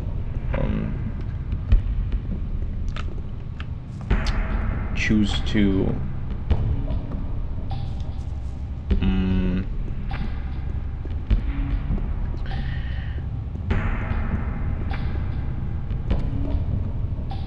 either pass or fail the test of faith.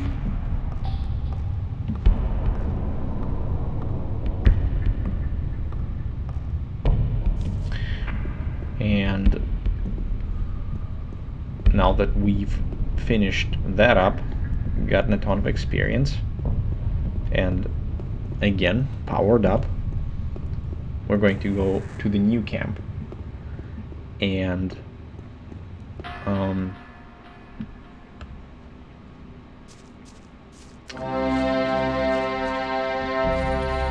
we are going to spend some of those sweet learning points.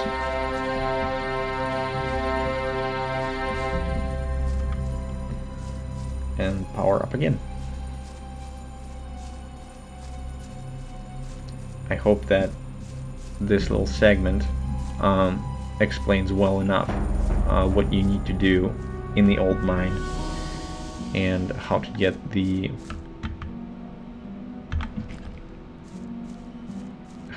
experience necessary. Well, it's not necessary, but how to get the desired experience, right? And at this point in time, we are basically a powerhouse. And we're going to continue accumulating that power and acquiring, shall we say, convenience. Acquiring convenience and power. I thought that there were like 2 goblins standing around there. Yes. 3 goblins.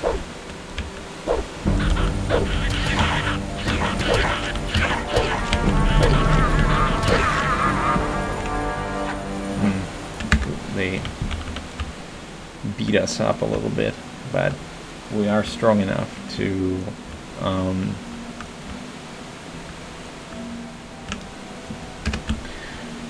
deal with them, and we can move forward without worrying too much. As you can see, there's plenty of experience around the camps to be acquired from various beasts and little side quests.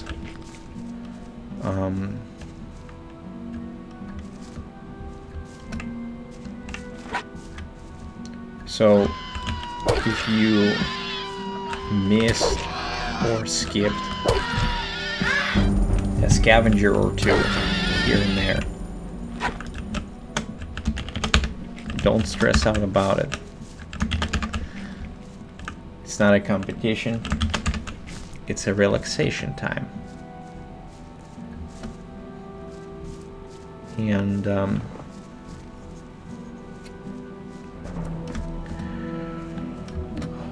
right now the power level is already so high that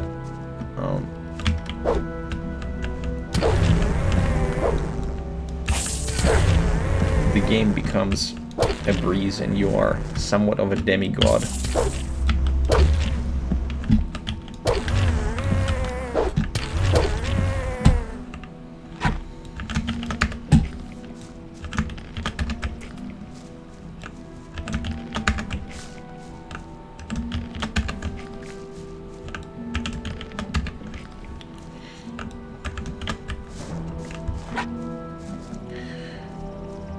Approaching the new camp, and for the sake of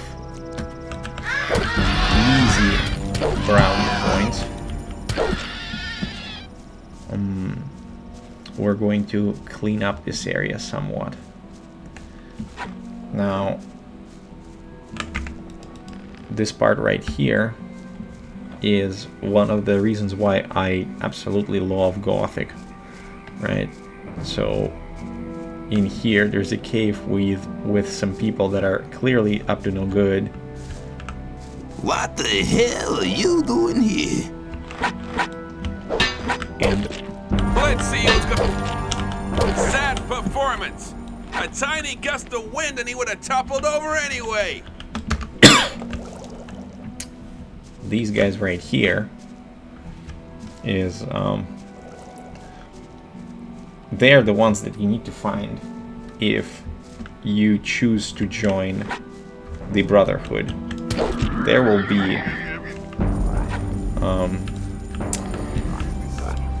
be a quest associated with them if you join the Brotherhood. And it's a fascinating quest because it deals with the economy and the rules of exchange between the camps.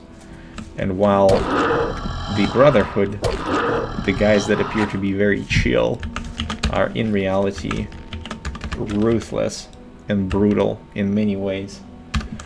And that quest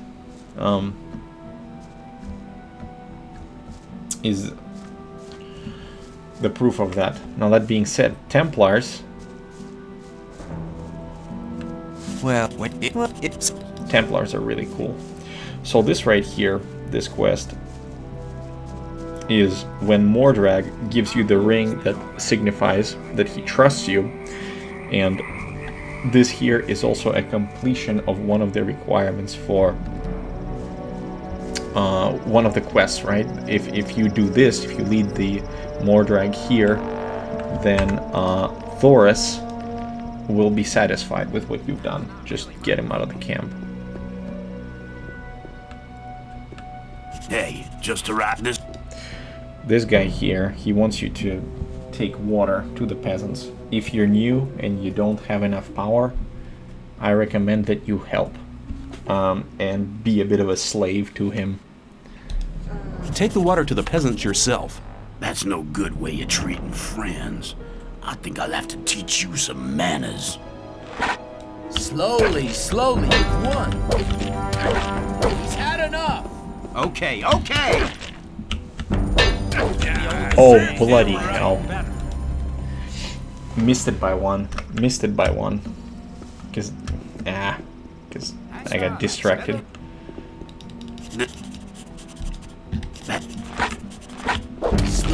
Slowly, you've won. The fight's been decided. He's had enough. There we go.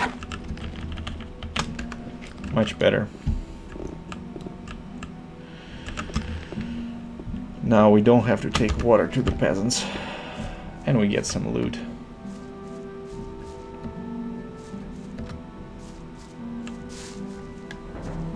What are you doing? Hey, relax. Alright. You'll be sorry for that. Lee asked me that. I don't fight anymore, except to defend myself. I killed... How did it... Alright. So this guy right here, Horatio, is... Good question. I'll think about it. This guy right here, Horatio, he gives you the quest that will result, if you complete it successfully, you will get 5 permanent points of strength. You've given me a fair thrashing, man. 'Twas a good fight, but now it's over. How are... The pet... So this was not really a fair trashing because I, saved and loaded, but for the sake of convenience, I'll just do that. It's okay. Do you intend to go through this gate? Do you... Watch your back? Yeah, I do intend to go through this gate. That's fine. Alright.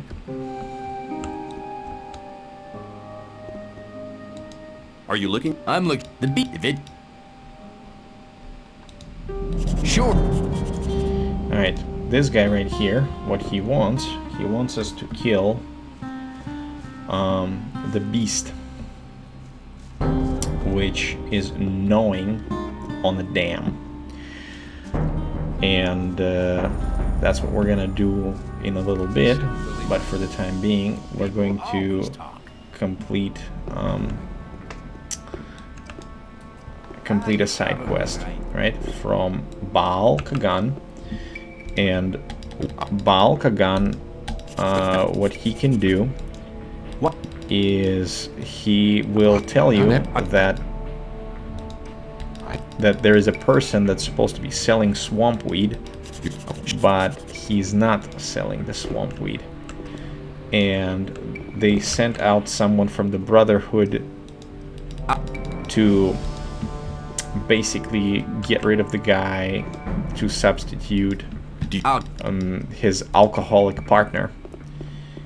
And this is going to be useful for completion of one of the side quests.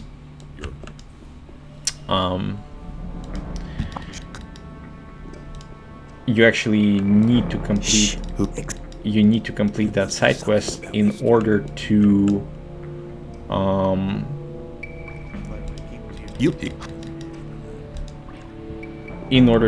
get impressed enough by... I'll give you 10 ore for it. Here.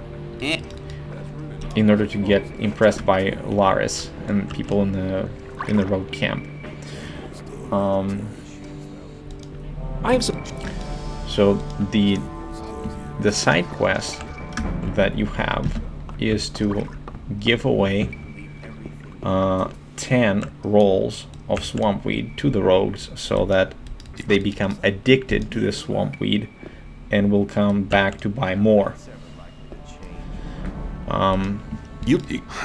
So I'm walking around the camp, talking to the rogues, and giving them the swampweed, because that's what they want, right? I have some. You don't look very agile. I could help you. Sure. This skill right here. Acrobatics can also be very useful during battle. You'll be able to change the distance between you and your foe very quickly. Good luck! Couldn't have put it better myself. Acrobatics is not necessary. You can skip acrobatics. But if you don't skip them, you will be able to traverse the area much quicker, and you will take less damage from falling. At times you will not take any damage from falling. So one of the important bits to do also is to get a ring of power from Kronos, the keeper of the ore, so that you have 10 extra strength from rings. It is a considerable power boost, and if you simply gather the wings from the flies, step aside. You do have the boon of that 10 extra strength. There's another side quest here, or rather a little bit of a how should I put it, not really a requirement, but well, sort of a requirement. You need to purchase certain goods in order to complete a quest that gives you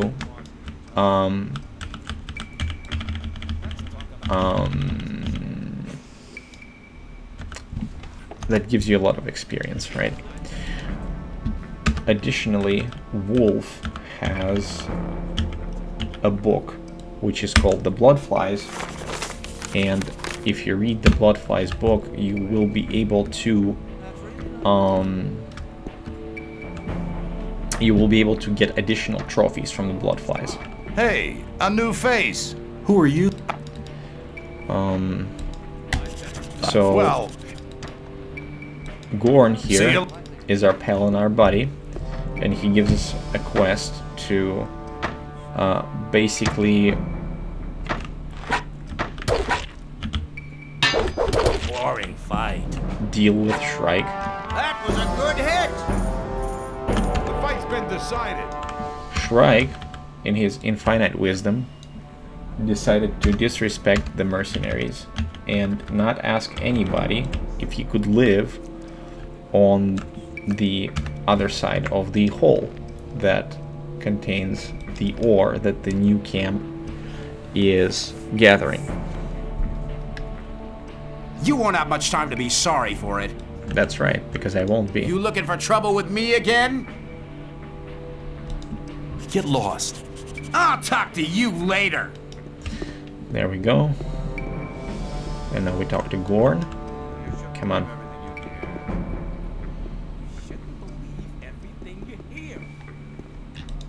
Shrike is moving. There is See ya. the other 100 experience. Now that we completed this little side quest, let's go to the new mine and take a look at it. In here we have mercenaries that are training with one-handed weapons. I'm not going to spend time with them at the moment because there is no need. I will go to the mine of the new camp, and while I'm on the way to that mine, I'm going to clean that area up and get some extra experience. There's some scavengers, some mole rats, and some wolves on the way to the mine. A pleasant little chunk of XP added to our overall experience pile. And the acrobatics skill is shining a little bit. You sound so excited. Was that sarcasm?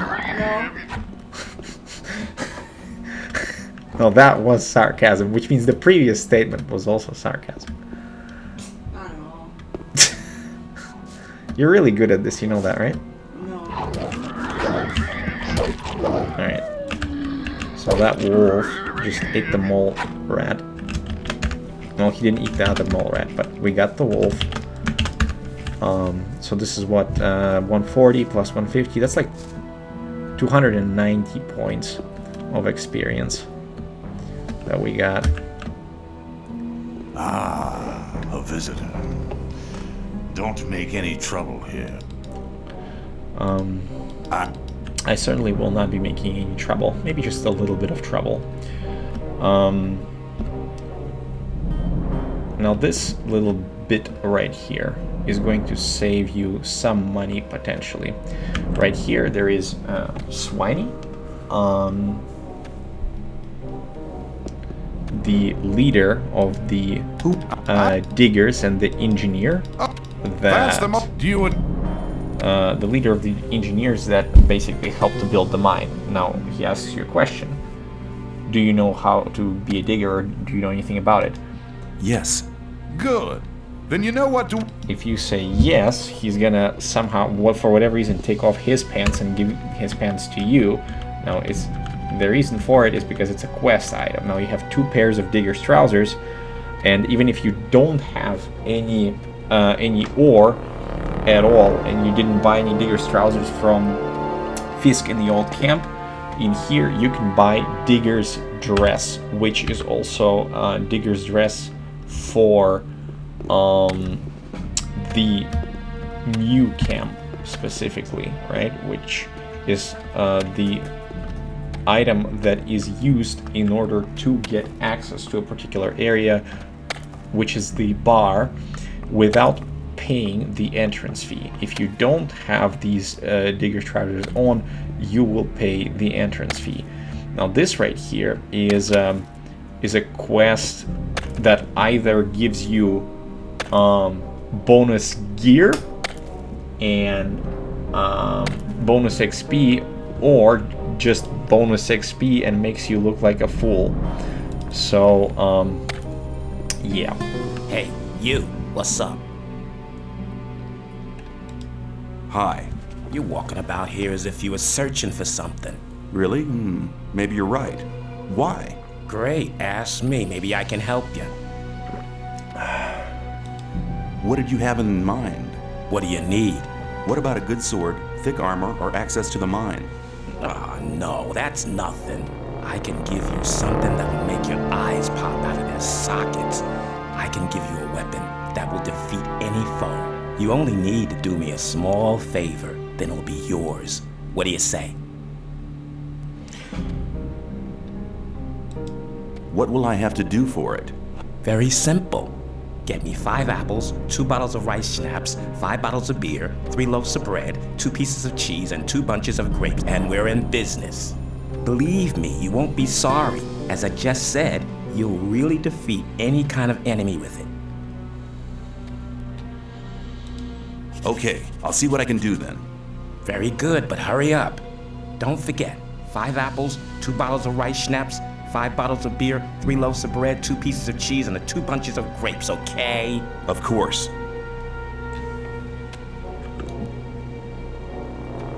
Oh, what? Oh, all right. What am I missing? Am I missing bread?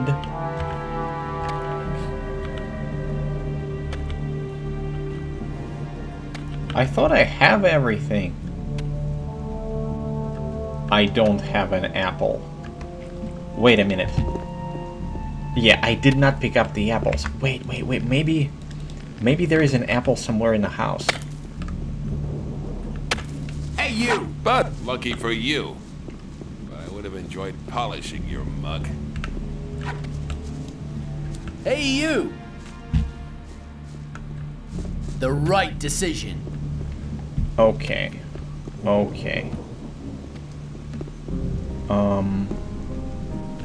There's gotta be an apple here. Normally I don't miss that, but for crying out loud. Hey, you! You've been lucky there. Alright. I passed through here.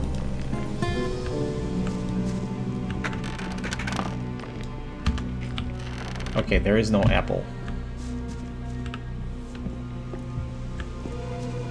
Hey, you!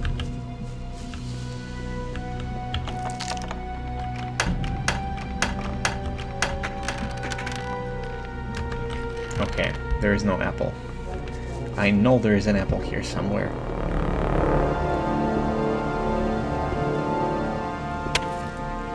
There's gotta be.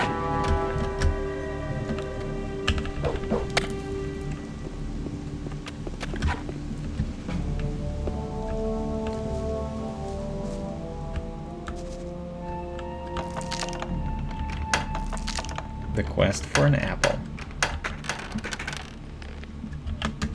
Recipes.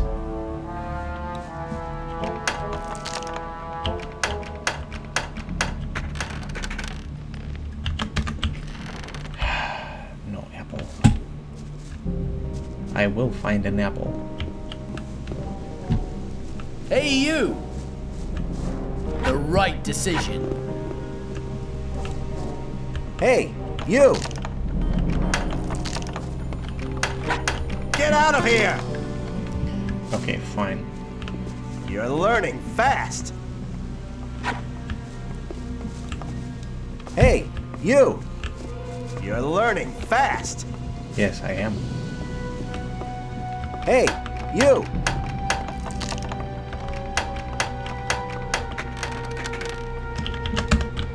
Apple and cheese. Yes. Right. So, normally, you can get these apples.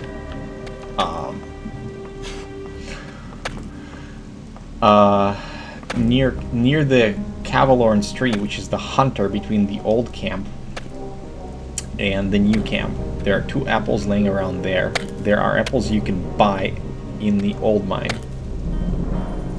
And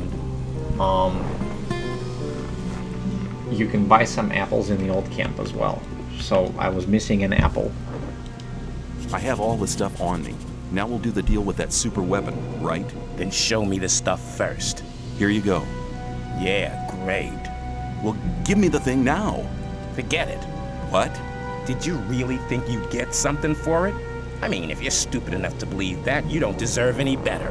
I'm amazed to see you're still alive. If you believe everything people say, you won't survive long here. Doesn't matter though. Now we boys have enough food for a party. Thanks a lot, and maybe we'll meet you again. Right. So he gives you 300 experience, which is quite a bit of experience. It's a large chunk. So that's what that quest does, and I would rather be a fool and get 300 experience than get nothing. Hey man, you can't do that to me. What more do you want? Piss off. Get on somebody else's nerves, or you'll get it. Got it? I'm afraid I'm going to have to whack you one. We've had our fun, now get lost, man. I believe you didn't understand me. Okay then, you asked for it. You were warned. Try that Oh, again. for crying out loud.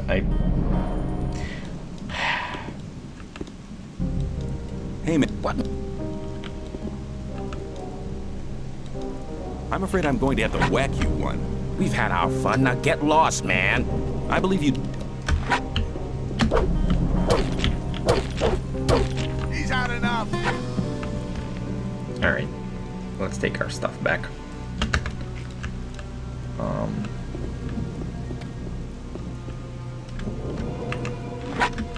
And now we can leave the mine. So this is the new mine area and what you can get there. Now I would not advise to fight this guy until you have enough power. If you don't have enough power, then he'll wreck you. But still, early in the game, 300 experience points is a lot. And if the super weapon that he gives you that can defeat any foe is sensibility, then 300 experience points to become more sensible is definitely worth it.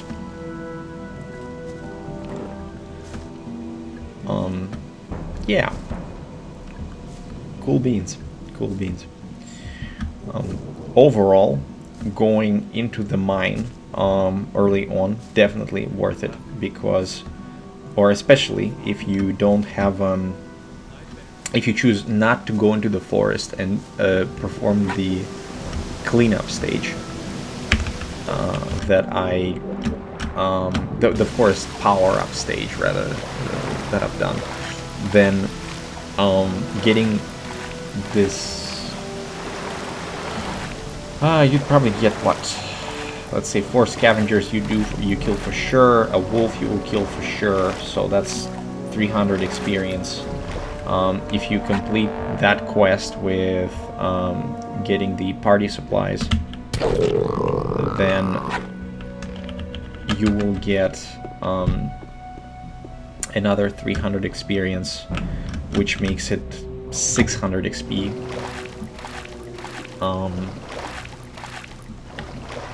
Yeah.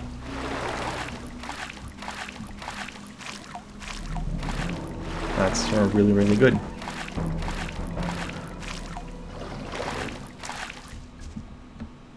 Okay. Must be something about that story after all. Why? In there.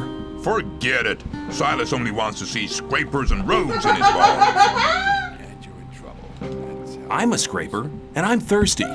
You look like one of those filthy rats. Come on in. Right.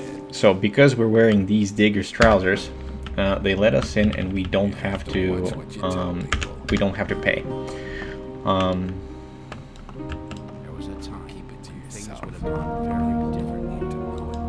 You don't look very happy. I'm not.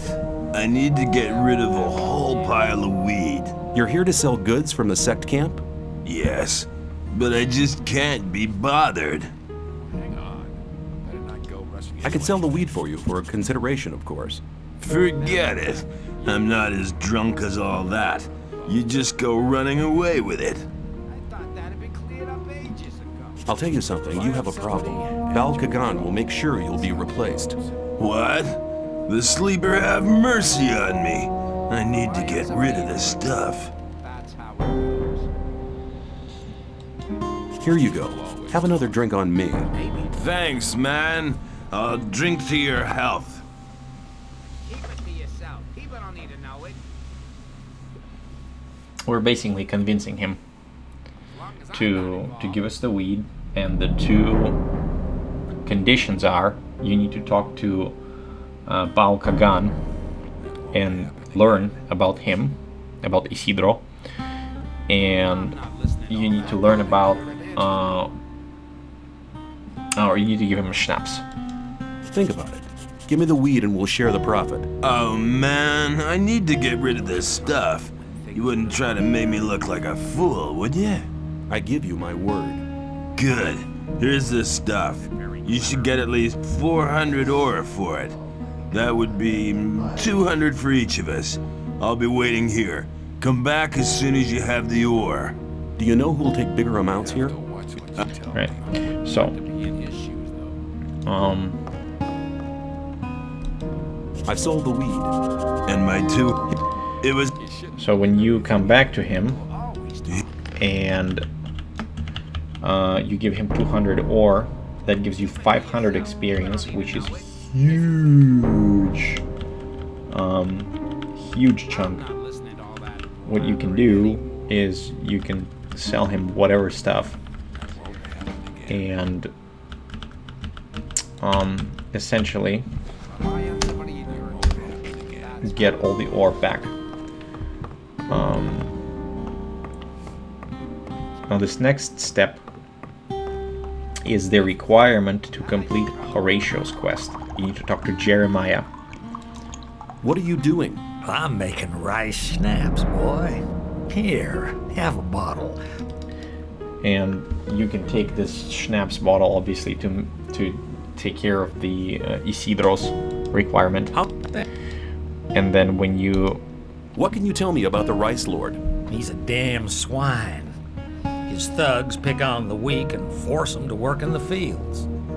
The only one who could stand up to him is Horatio, but he doesn't do violence. Well, I did once hear him say he'd love to smash the Rice Lord's head in, but he'd never really do it. It'd go against his beliefs. So that right here is the requirement to complete Horatio's quest, right? You need to talk to him about, or you need to talk to Jeremiah about it, and then after you speak with Jeremiah, Horatio will have this condition available. So now we're gonna wrap up the quests. I've shared out the weed. The first new customers have already been to see me. You've done a good job. What will you have as a reward? Alright, you can get 3 spells. You can get help joining the Brotherhood or the ore. And in my opinion, the best option is help with joining the Brotherhood, because it's going to ease your requirement fulfillment in order for joining the Brotherhood, since this is the guide to have a complete wrap-up of the area and say, okay, I want to join every camp, this is what we're looking for. Tell me to join the Brotherhood. Your request is modest. I'll help you, so listen to me. Baal Tyon is one of the lower gurus, just like myself. Iberion has made him one of his advisors. That has not done him any good. He now thinks he's so important that he'll talk to nobody but his disciples. If you give him this here, it'll loosen his tongue. And there we go. Alright.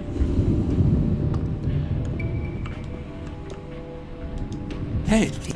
Alright, this is another merchant. He has 250 ore, so let's liquidate. Whoa! 89 clauses, a lot of ore. I didn't realize how much ore that is. So let's.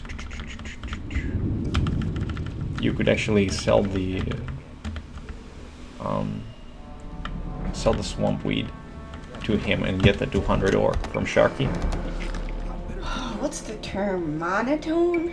Is that it? Yeah, monotone. Now monotonely do what you gotta do. Now where are you going? Where can I go? To Laris. I want to see Laris. I doubt he'll... Just you... I won't... Where do you want to go? I want to meet Laris.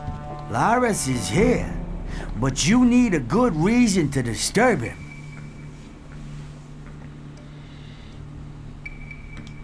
Mordrag sent me. Mordrag hasn't been seen here for some time. Mordrag? Mordrag What is... A ring. Sir? I have the list of requirements for the old mine. Not bad. Ian, you... Diego... Can I get... Just... Alright.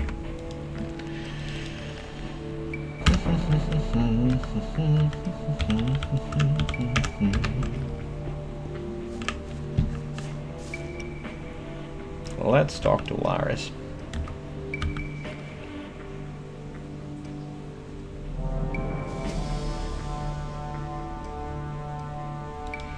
I want to join your gang.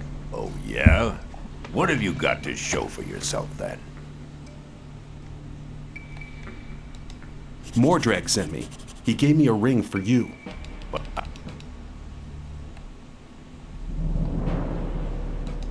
what else can I do? Baal Isidro from the sect camp has weed worth at least 400 ore on him. I want you to get it from him. I don't care how you do it. If you mean the massive heap of weed, I've already got it. Looks like you've been real smart. If you have the weed, sell it. Bring me the 400 ore. Then we'll talk again to see if you'll be admitted to the gang. I have the 400 ore. Good. Very good. I believe that should be sufficient now. I have the list of requirements for the old mine on me. No, I don't believe it. I must say you do seem to have a nerve. Show me. Here it is.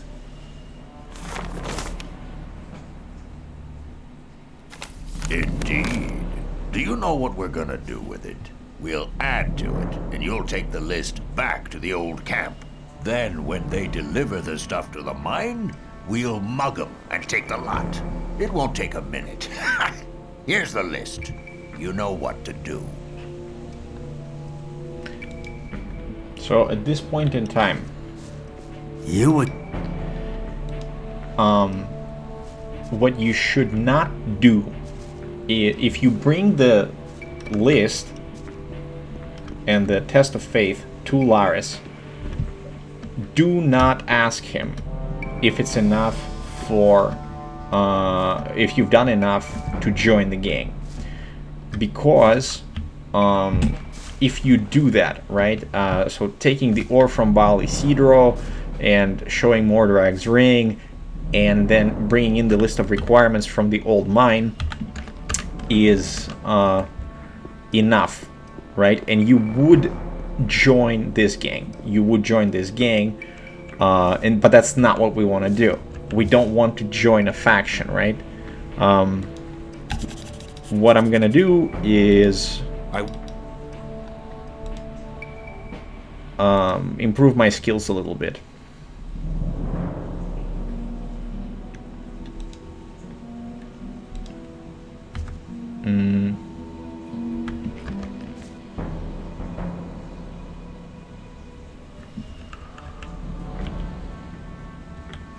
Okay, so I have 10, right? Okay.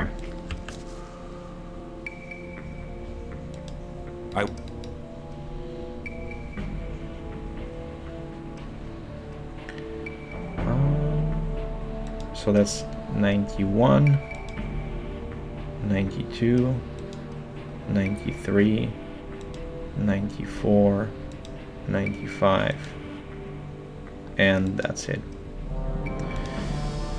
Alright, at this point, I'm at level 10, and I have 95 strength. 100 strength is the maximum amount of strength that you can learn from any NPCs, right? Basically, you won't be able to learn from anybody any more strength, right? I'd kill the beast. Correct. Or you won't be able to become stronger by asking somebody to teach you how to be stronger. If your strength is above 100. And this is where the algebra comes in a little bit, in the sense that we have 95 strength, and Horatio is going to give us 5 more. I've been thinking the whole thing over. And? Have you thought of anything better? Ah, you wouldn't be the first to... I will defeat the Rice Lord and his thugs, if you help me. Good. I'm sworn... So he gives you 5 strength, and now we are at 100 strength. It's important to note that if you have more than 95 strength, you will not get more than 100 from Horatio, because 100 is the limit. Therefore, this path that I've just showed you is the optimal path to acquiring maximum amount of strength for your character. This is not necessary, and in some cases I would say it is not necessarily optimal to max out your strength, but for the sake of this playthrough, for the sake of this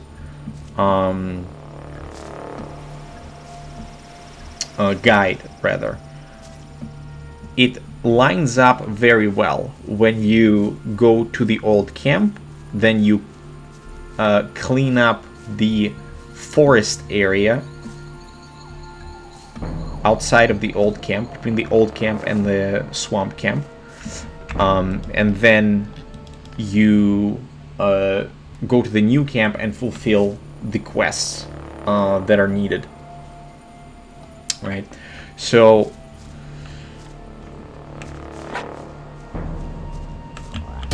by the time you're done with the new camp, your strength is essentially maxed. I would say that if you wish, you can maybe leave your strength at maybe 75 or 80. I guess 80 strength instead of 100 is also good enough, right? If you wish to not use any rings, I'd say basic 80 strength or even 70 strength is good enough. Now it might even seem a little excessive for the beginner, and it's okay, you know. So if you just want to challenge yourself and have only like 40 total strength or 36 total strength or whatever is necessary to equip this battle axe, old battle axe, that's perfectly fine, and then use the remaining skill points to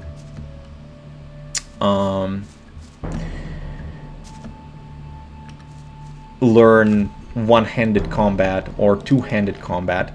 That's totally fine. There are other skills that you will learn throughout the game. I chose to max out the strength for, well, just because it's a preference. So let's say that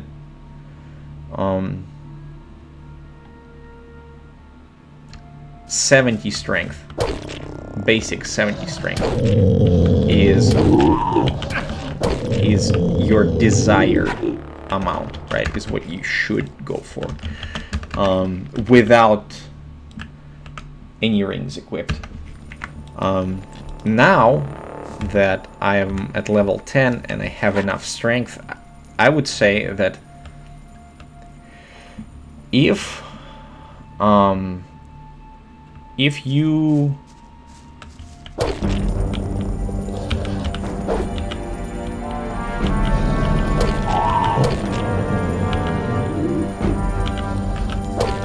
choose this path, right now I'm going into the area that you should only go to if you have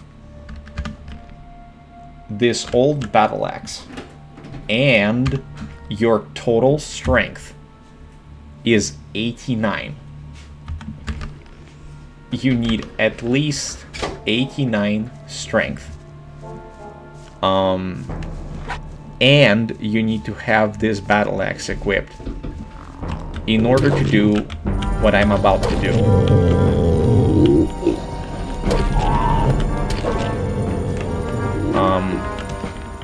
The reason why is because, and this is the reward for those that watched up until here.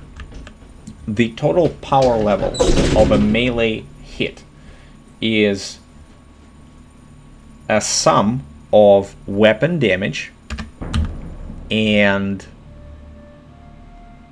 strength. If you have 89 strength total, even with the rings, and you have 67, this old battle axe, which is 67 strength, that gives you 156 total power.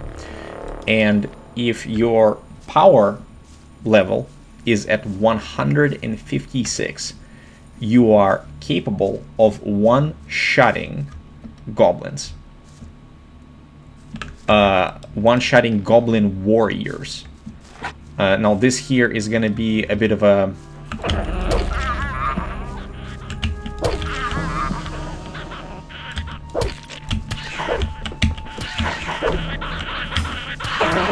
rough fight. It'll take me a few tries to do it, but I will do it, right?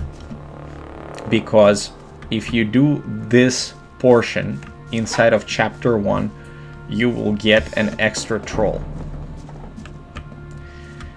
And I'm gonna die a lot, but it's worth it for the challenge. For the challenge. Cool beans. Okay.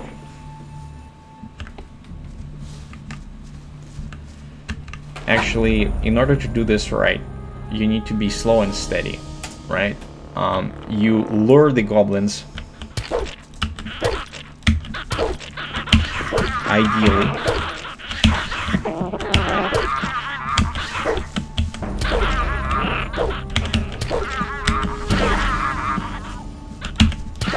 one by one.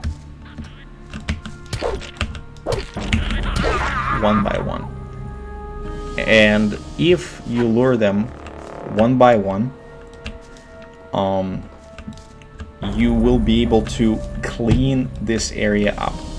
Every goblin is 150 experience, which is a lot. And the solution to killing the troll is right here. It lies with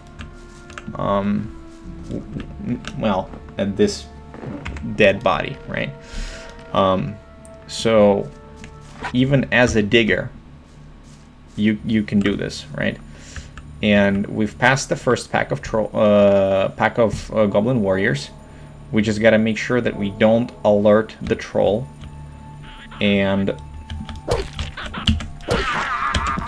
goblin number 1, goblin number 2, we just approach close enough to alert the black goblins, and once they attack,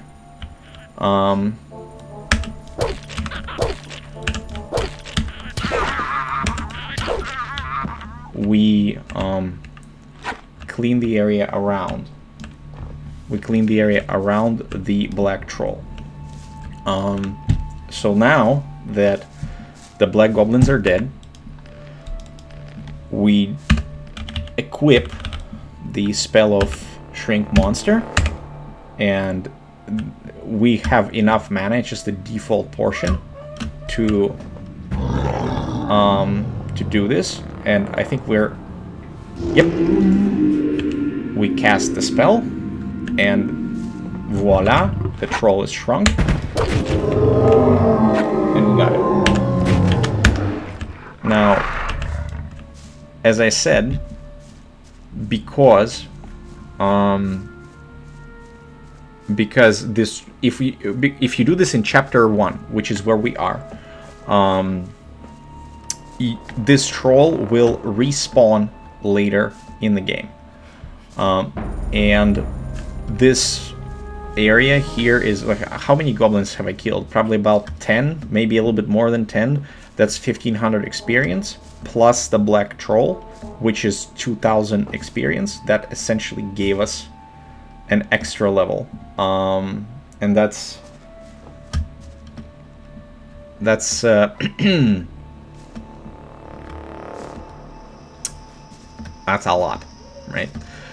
For those that have watched this from the start, you can assess how huge being in this area is that early in the game, right? Now that I have completed the requirements for the new camp and got the test of faith, or the list for the test of faith, I'm going to visit the swamp camp, which is, or the camp of the Brotherhood, and complete the requirements for joining the camp of the Brotherhood. And once that's done, then essentially I'm gonna wrap up what I'm doing here. And we have been around enough of the colony to know where we're going, right? So this path, right, the reason why I chose the path that I've chosen is because from my experience playing the game, this is efficient in terms of gaining experience and accessing the areas with monsters, right? If you follow this path, you will be provided with enough of a challenge. There will be enough thrill when it comes to fighting the monsters, and if you are careful enough, you will be able to overcome that challenge.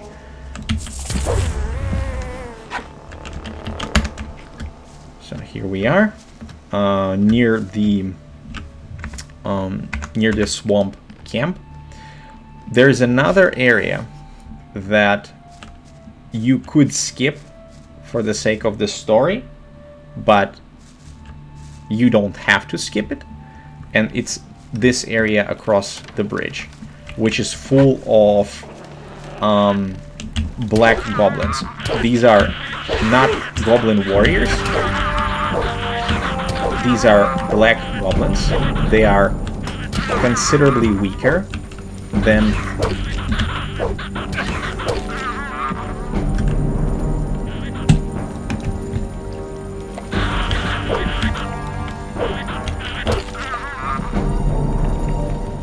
black goblins. That being said, there are a lot of them, and if you are reckless, they are going to whack you, and you won't be able to well, you won't survive essentially. But being at the power level that we are means that we can afford to take that risk. Typically, this quest would be done much later in the game, when your power level and your defense is appropriate. A regular digger that is like level 2 or 3 digger without armor would be one shot.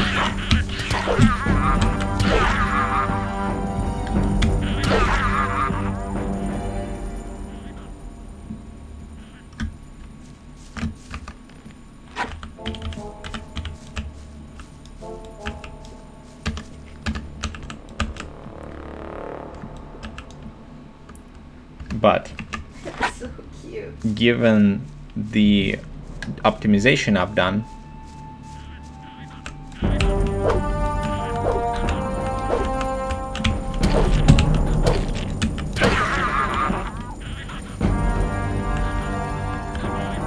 we're able to take that risk and potentially have a payoff.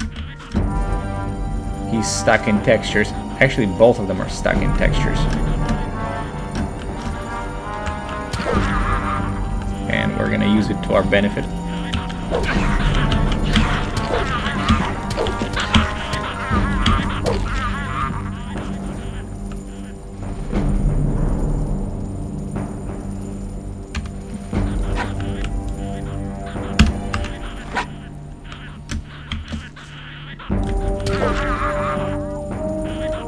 We need to be careful.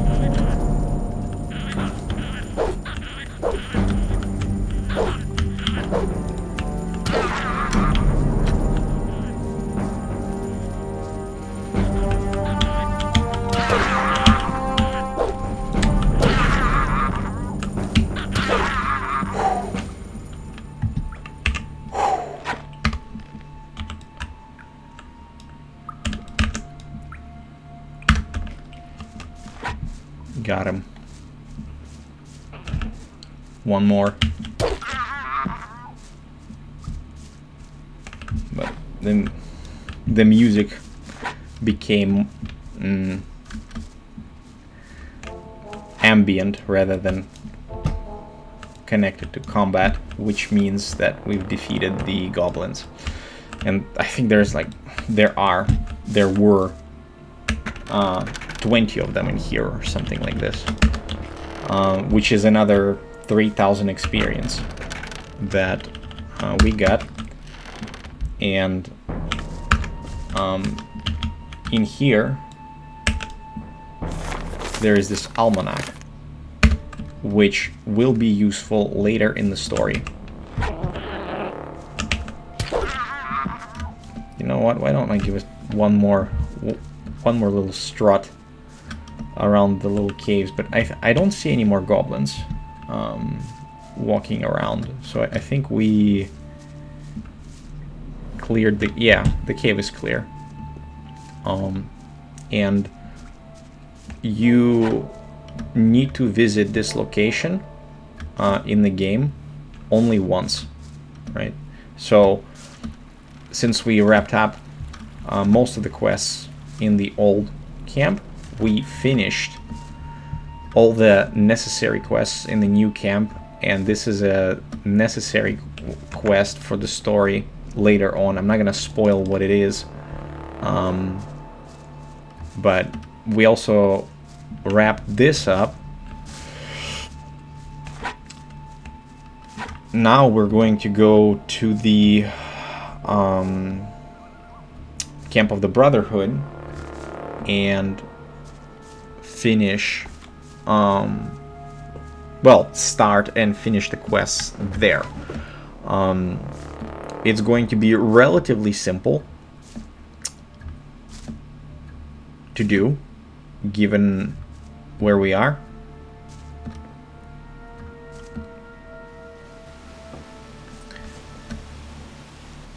And it's going to be especially simple with my monotone voice, right, Miss Reynolds? All right.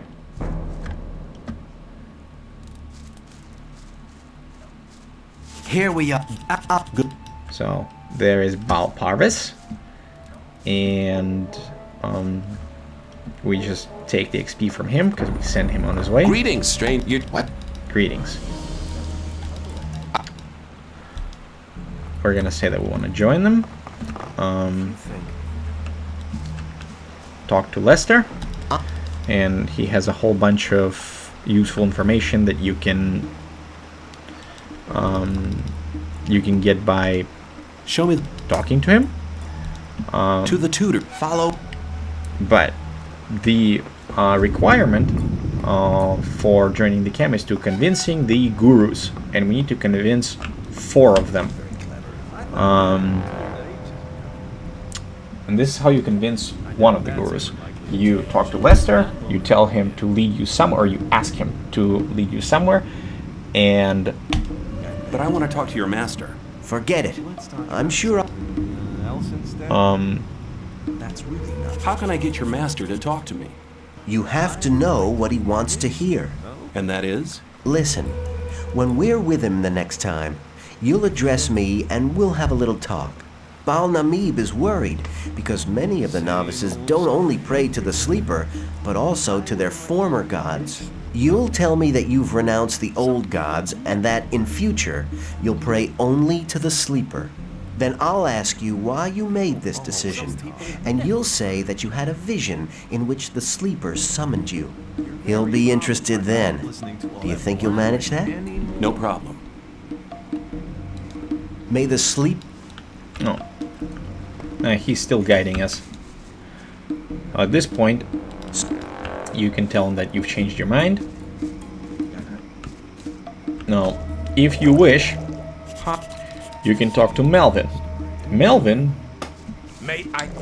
is going to tell you that basically he left the old camp and now he's in the camp of the Brotherhood, and he'll tell you about his friend Dusty. Dusty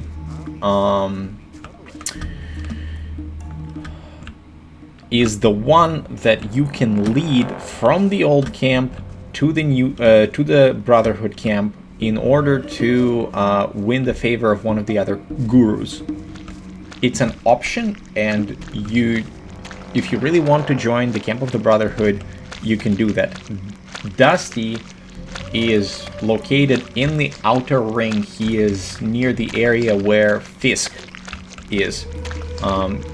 He's near Baal Parvis, the guy that led you to the camp. He is in one of the huts. Alright, let's talk. He doesn't want to talk. What do you... The right decision. Fine. How's it going? Alright. One of the rules of this Brotherhood is that you do not talk to Baals, because Baals are important people, and you must wait for them to address you.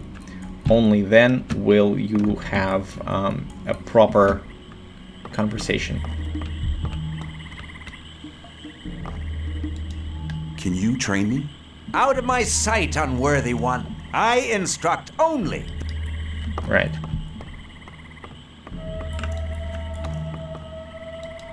Will you train me? You want to become a strong warrior, so now you're looking for someone to instruct you.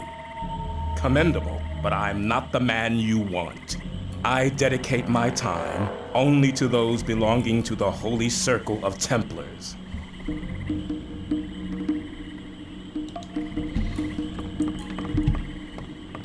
Korangar has spoken to you?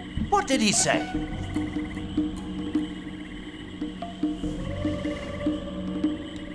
He said I should come back as soon as I'm a Templar. It would appear he has a high opinion of you. He never speaks to anybody. It is an honor even to be noticed by him. The last time he spoke to me was about 2 months ago. Right.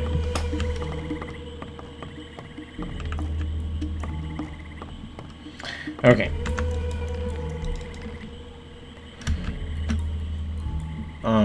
I'm going to fulfill the quest given to me by... Well, actually, I'm gonna knock out 3 quests in about 60, well, in about 5 minutes, I'm gonna complete 3 quests, right?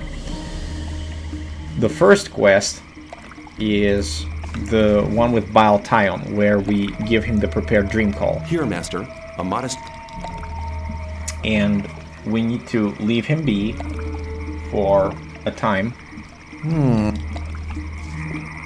Right, once he has this dream call, so that it takes its effect.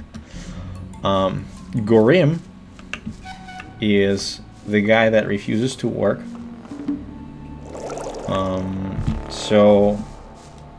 Or Harlock, I'm sorry, not Harlock, not Gorim, Harlock refuses to work. Gorim sent me. What? Get your ass to the weed mashers or you'll be for it. Just try. What do you intend to... A fight! Alright, we got him. Come close. What have you got?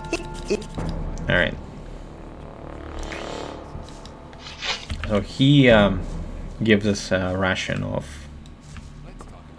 swamp weed, which, you know, you can sell or use it for some other quest to talk to somebody. Alright. Next quest is completed by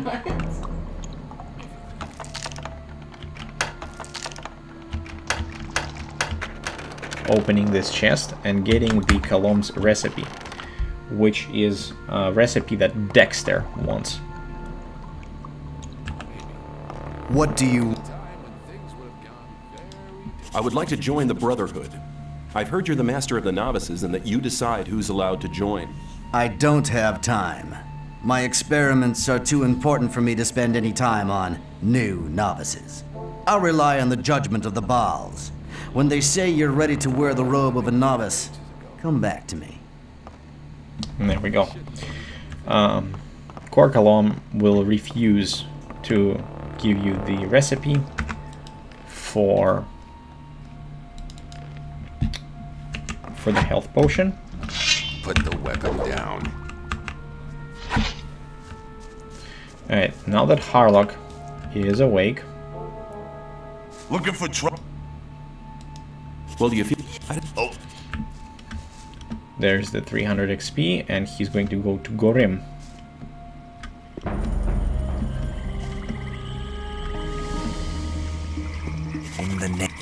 I'm just...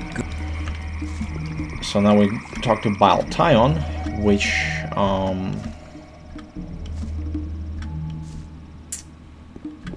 is fulfillment of the condition to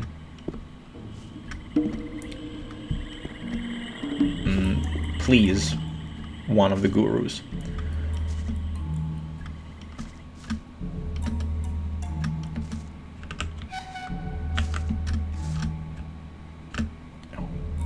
Oh, come on.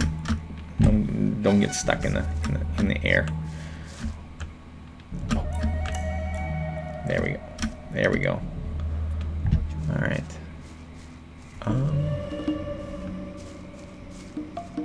Okay, where's the ball?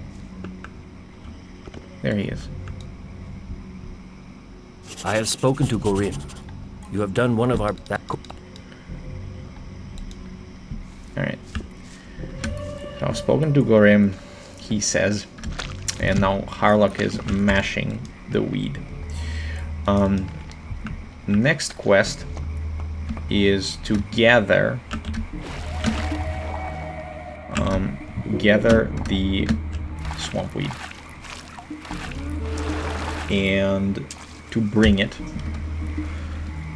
to Korkalom in order to be processed.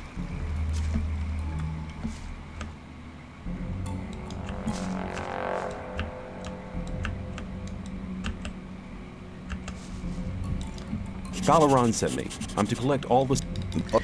Alright, this one is simple. Who could I sell the weeds to anyway? If you know... Well, Okay, who's the buyer in the new camp? You think I'll give... I want to... 50's fair. Alright, so here we go. We got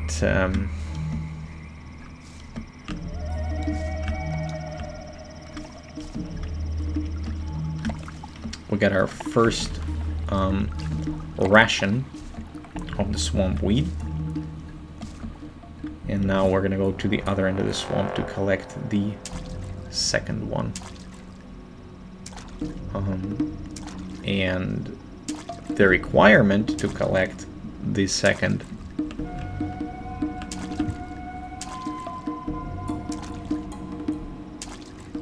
ration of the swamp weed is you need to kill a few of these, what you call them, blood flies.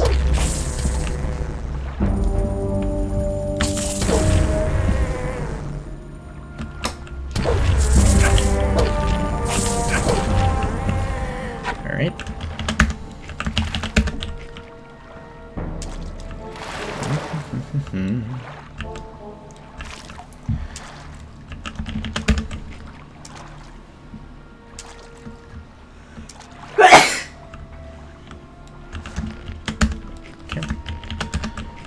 Also, while I'm here,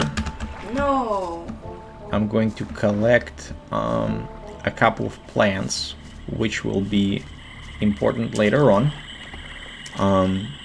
And collecting them now is going to save you some time and effort later on.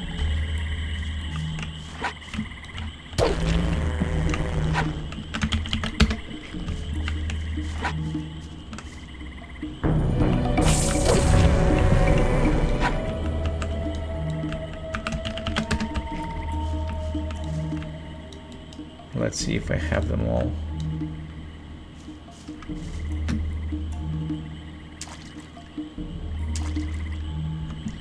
Oh, I'll check it once I get the blood flies. You don't need to go this far to kill the blood flies.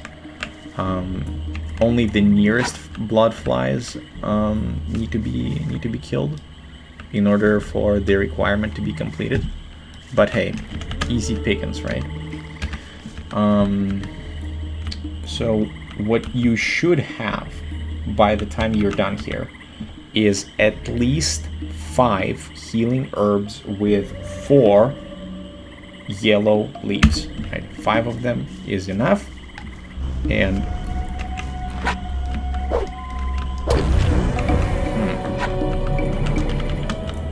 interesting. Didn't expect to be able to walk up there, but I did. All right. Alright, well, this is enough of the special powerful healing herbs. Even though I could attack the swamp sharks. If you are a new player, and you don't have enough power, you definitely should not attack the swamp sharks. And I'm not trying to say that I'm, better than some other people or whatever, blah blah blah. Anyway, there we are.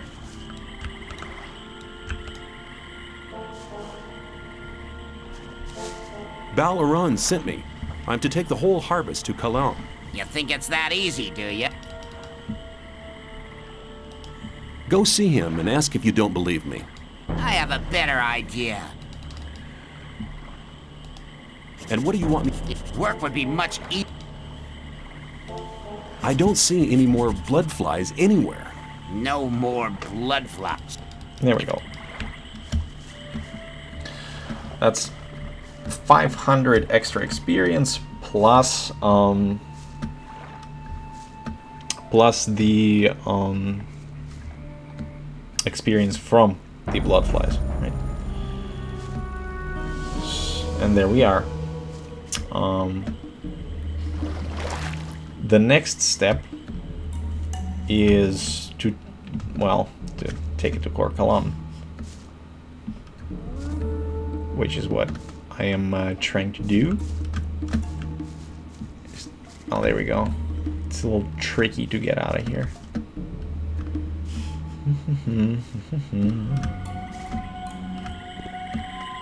Let's talk about it.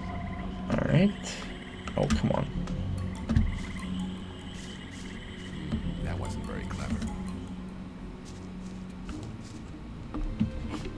Let's talk about it.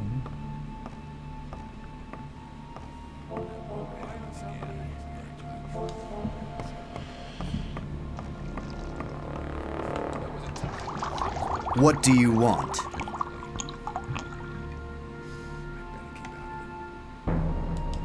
I'm delivering the daily swampweed harvest. Ah, give it to me.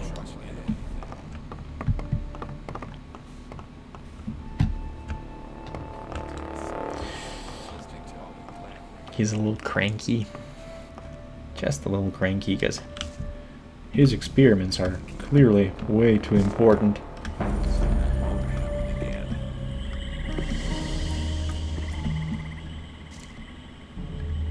And to him, they are, of course, way too important. That power-hungry man. Alright.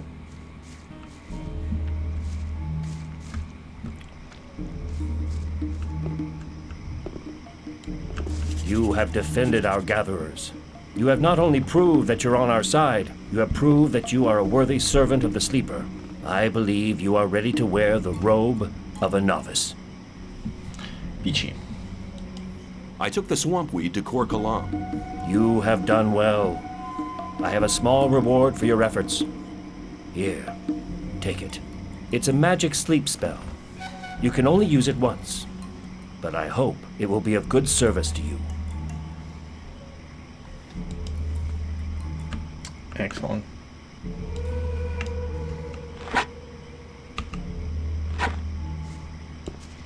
Alright.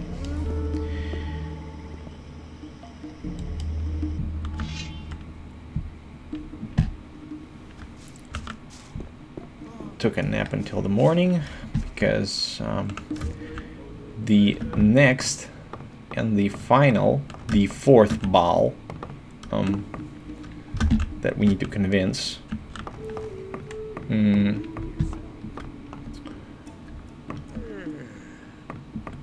needs to be surrounded by his disciples in order for us to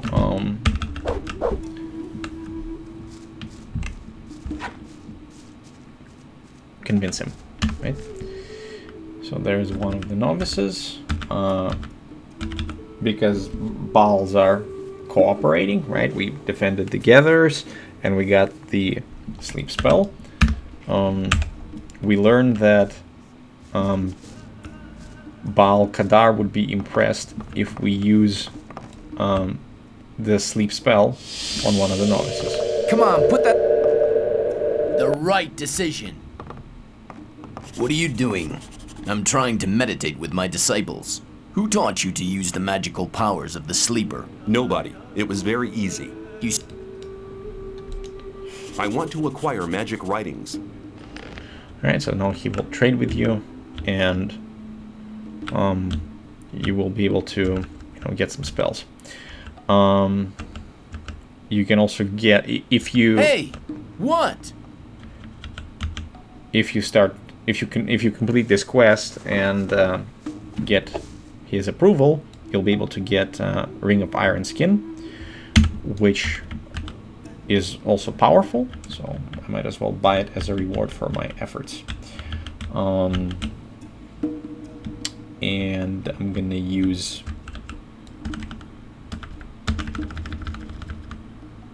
all those wonderful trophies.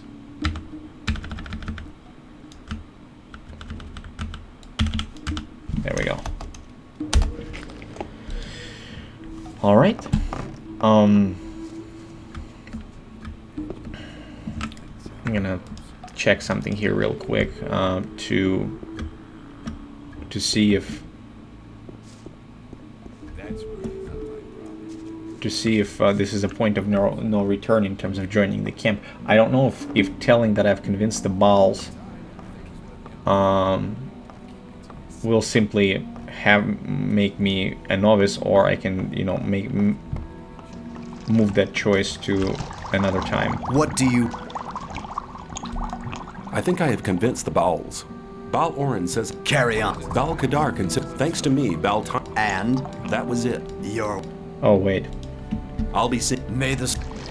We need one more. And that one more is, that one more Bal. Is the Bal who is in front of the gate, right?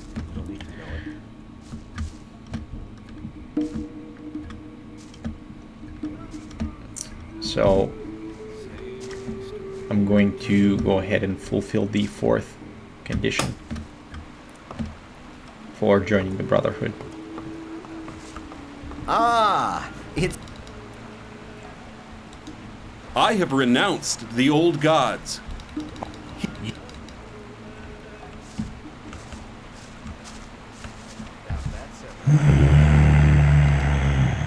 The sleeper has chosen you. Do you really want to join us? Yes, I wish to follow the sleeper. Go to Kor Kalo. There we go. Get out of the way! So we needed to convince 4 Bals, and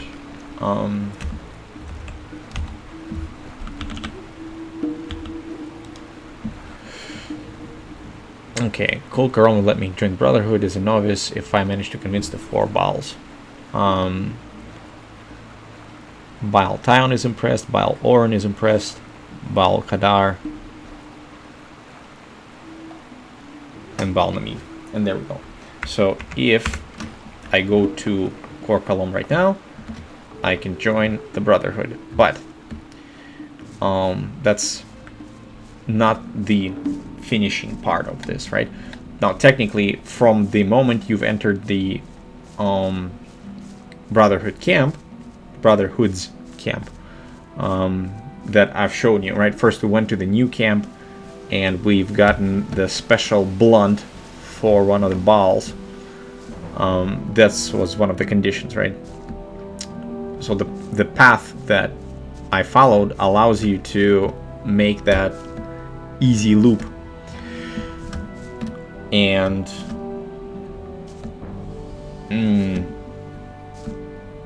join the Brotherhood. Now I'm going to go back to the old camp and finish up the rest of the quests and technically complete the guide, right, for joining every single camp.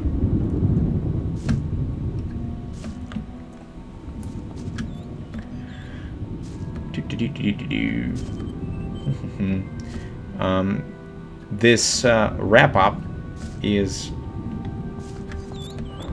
it's pretty important because there are certain details that you can use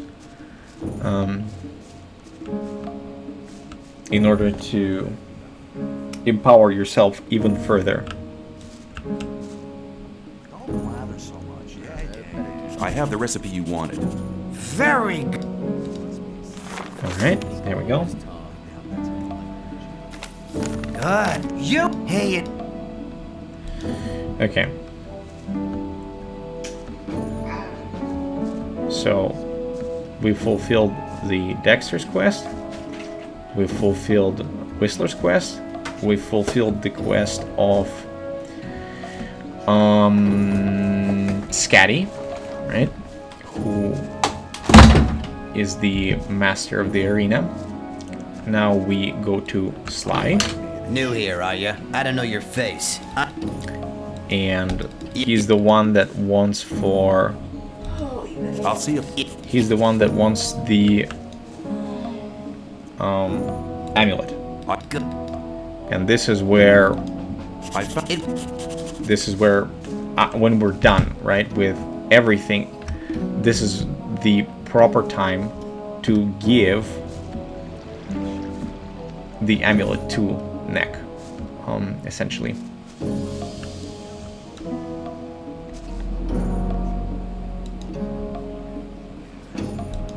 He's never gonna show his face around here again. I'd have felt happier if you'd killed him. Alright, so that works. Now we go to Diego.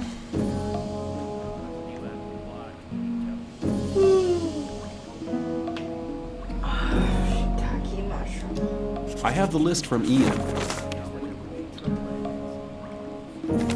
Well done. Alright, we give Diego the list that Mordrag modified, and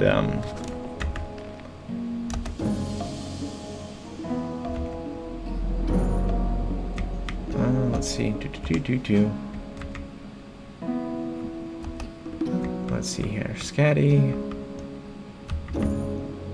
Technically, I passed the test of faith, right? Banished guard. Test of faith is completed. Diego was very content when I gave him the list. Looks like he didn't notice that Laris forged it, or did I just see a sparkle in his eyes?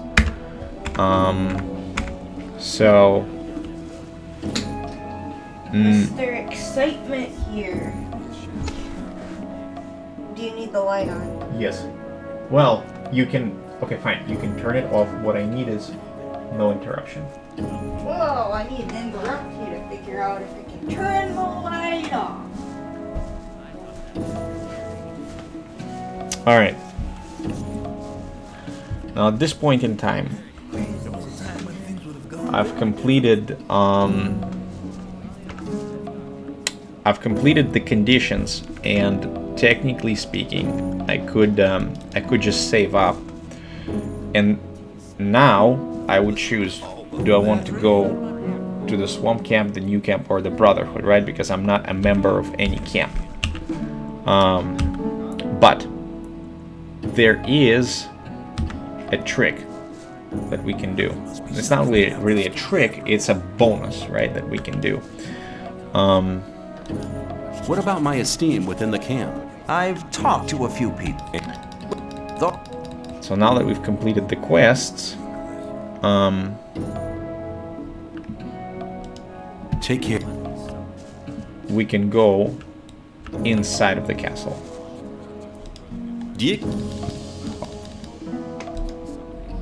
Alright. Stop! Alright, so we're allowed in. Now that bonus part, right, is that you can go in here, turn left,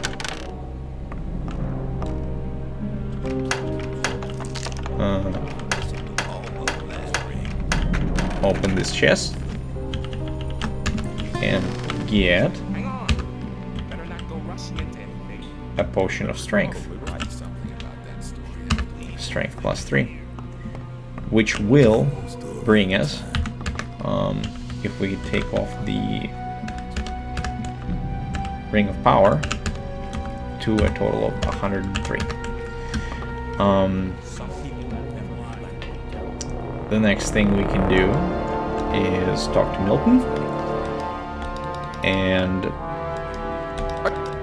give him the letter of the magicians, which we get at the start. This letter is what This is not necessary in order for us to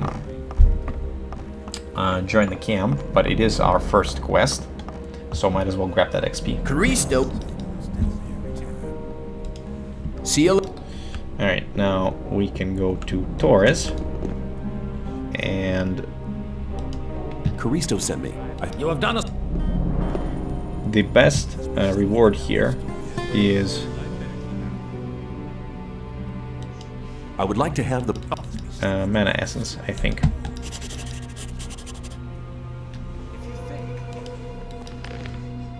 Alright.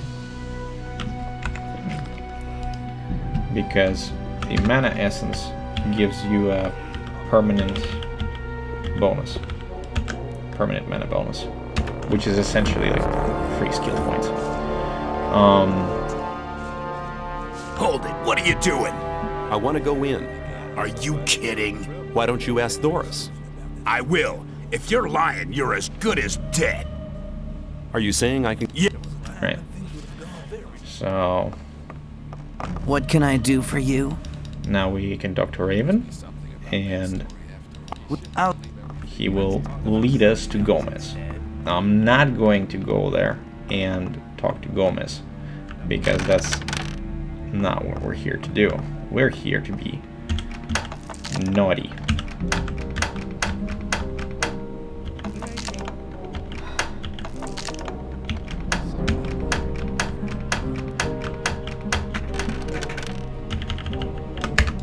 These chests contain extra powerful loot.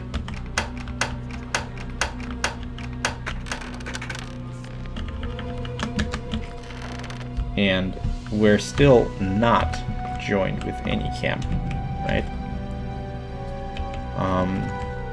So we can do that, which I recommend that you do.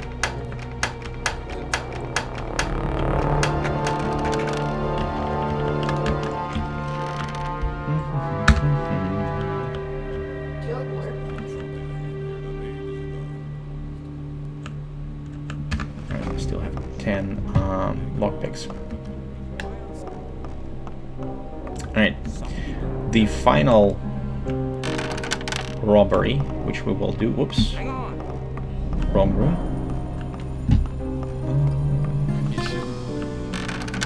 Here. You just save that.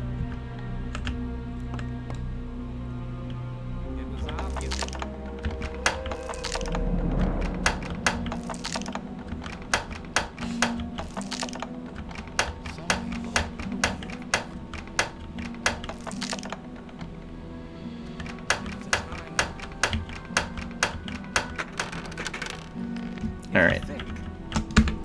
Here. This. This is the final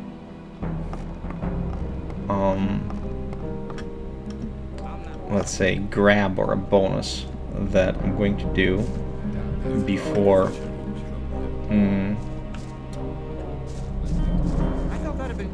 wrapping up this or finishing this this guide. So what did I take from those chests? And if you've been here long enough in this playthrough, then you've earned to see this, right? So the 3 amulets that I've grabbed from the War Baron's quarters, there are 3 identical amulets, which is armor amulet, protection against weapons, which is really, really strong for the early game. And the other amulet that I grabbed with a complicated combination is Amulet of Stone Skin, which is protection against weapons and protection against arrows. And that's the reason why we should keep the next amulet equipped until we finish up the quest completion. So we're still a digger, and if we want, we can go and talk to Gomez and become a member of the old camp. We have completed all of the quests for Baals in order to join the sect camp, and we have completed all the requirements in order to become a member of Laris's gang. And at this point we can do what we wish. So I'm gonna save this file here, which is the decision, to complete my little guide for chapter 1 and what one would do in chapter 1. There is another part that I will not do, which is the Chromonin quest. At least I will not do it now, but I'll make a separate video about it,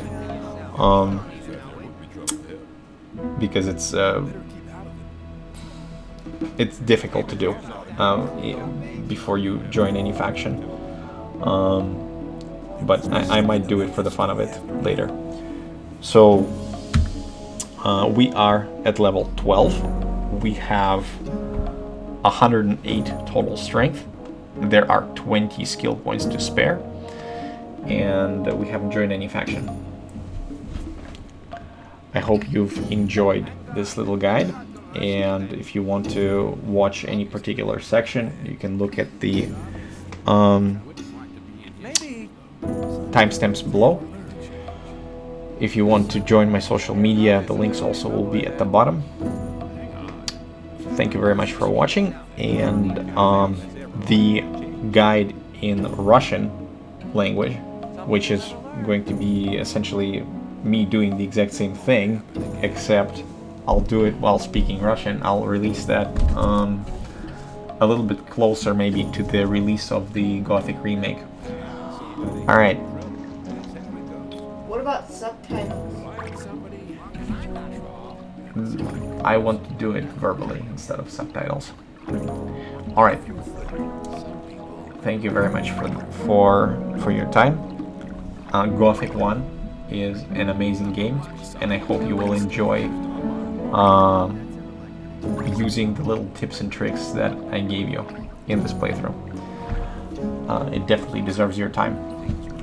Good luck, have fun, and I'll see you in the colony at some point, maybe, if there's a multiplayer in the remake, which there might be. Alright,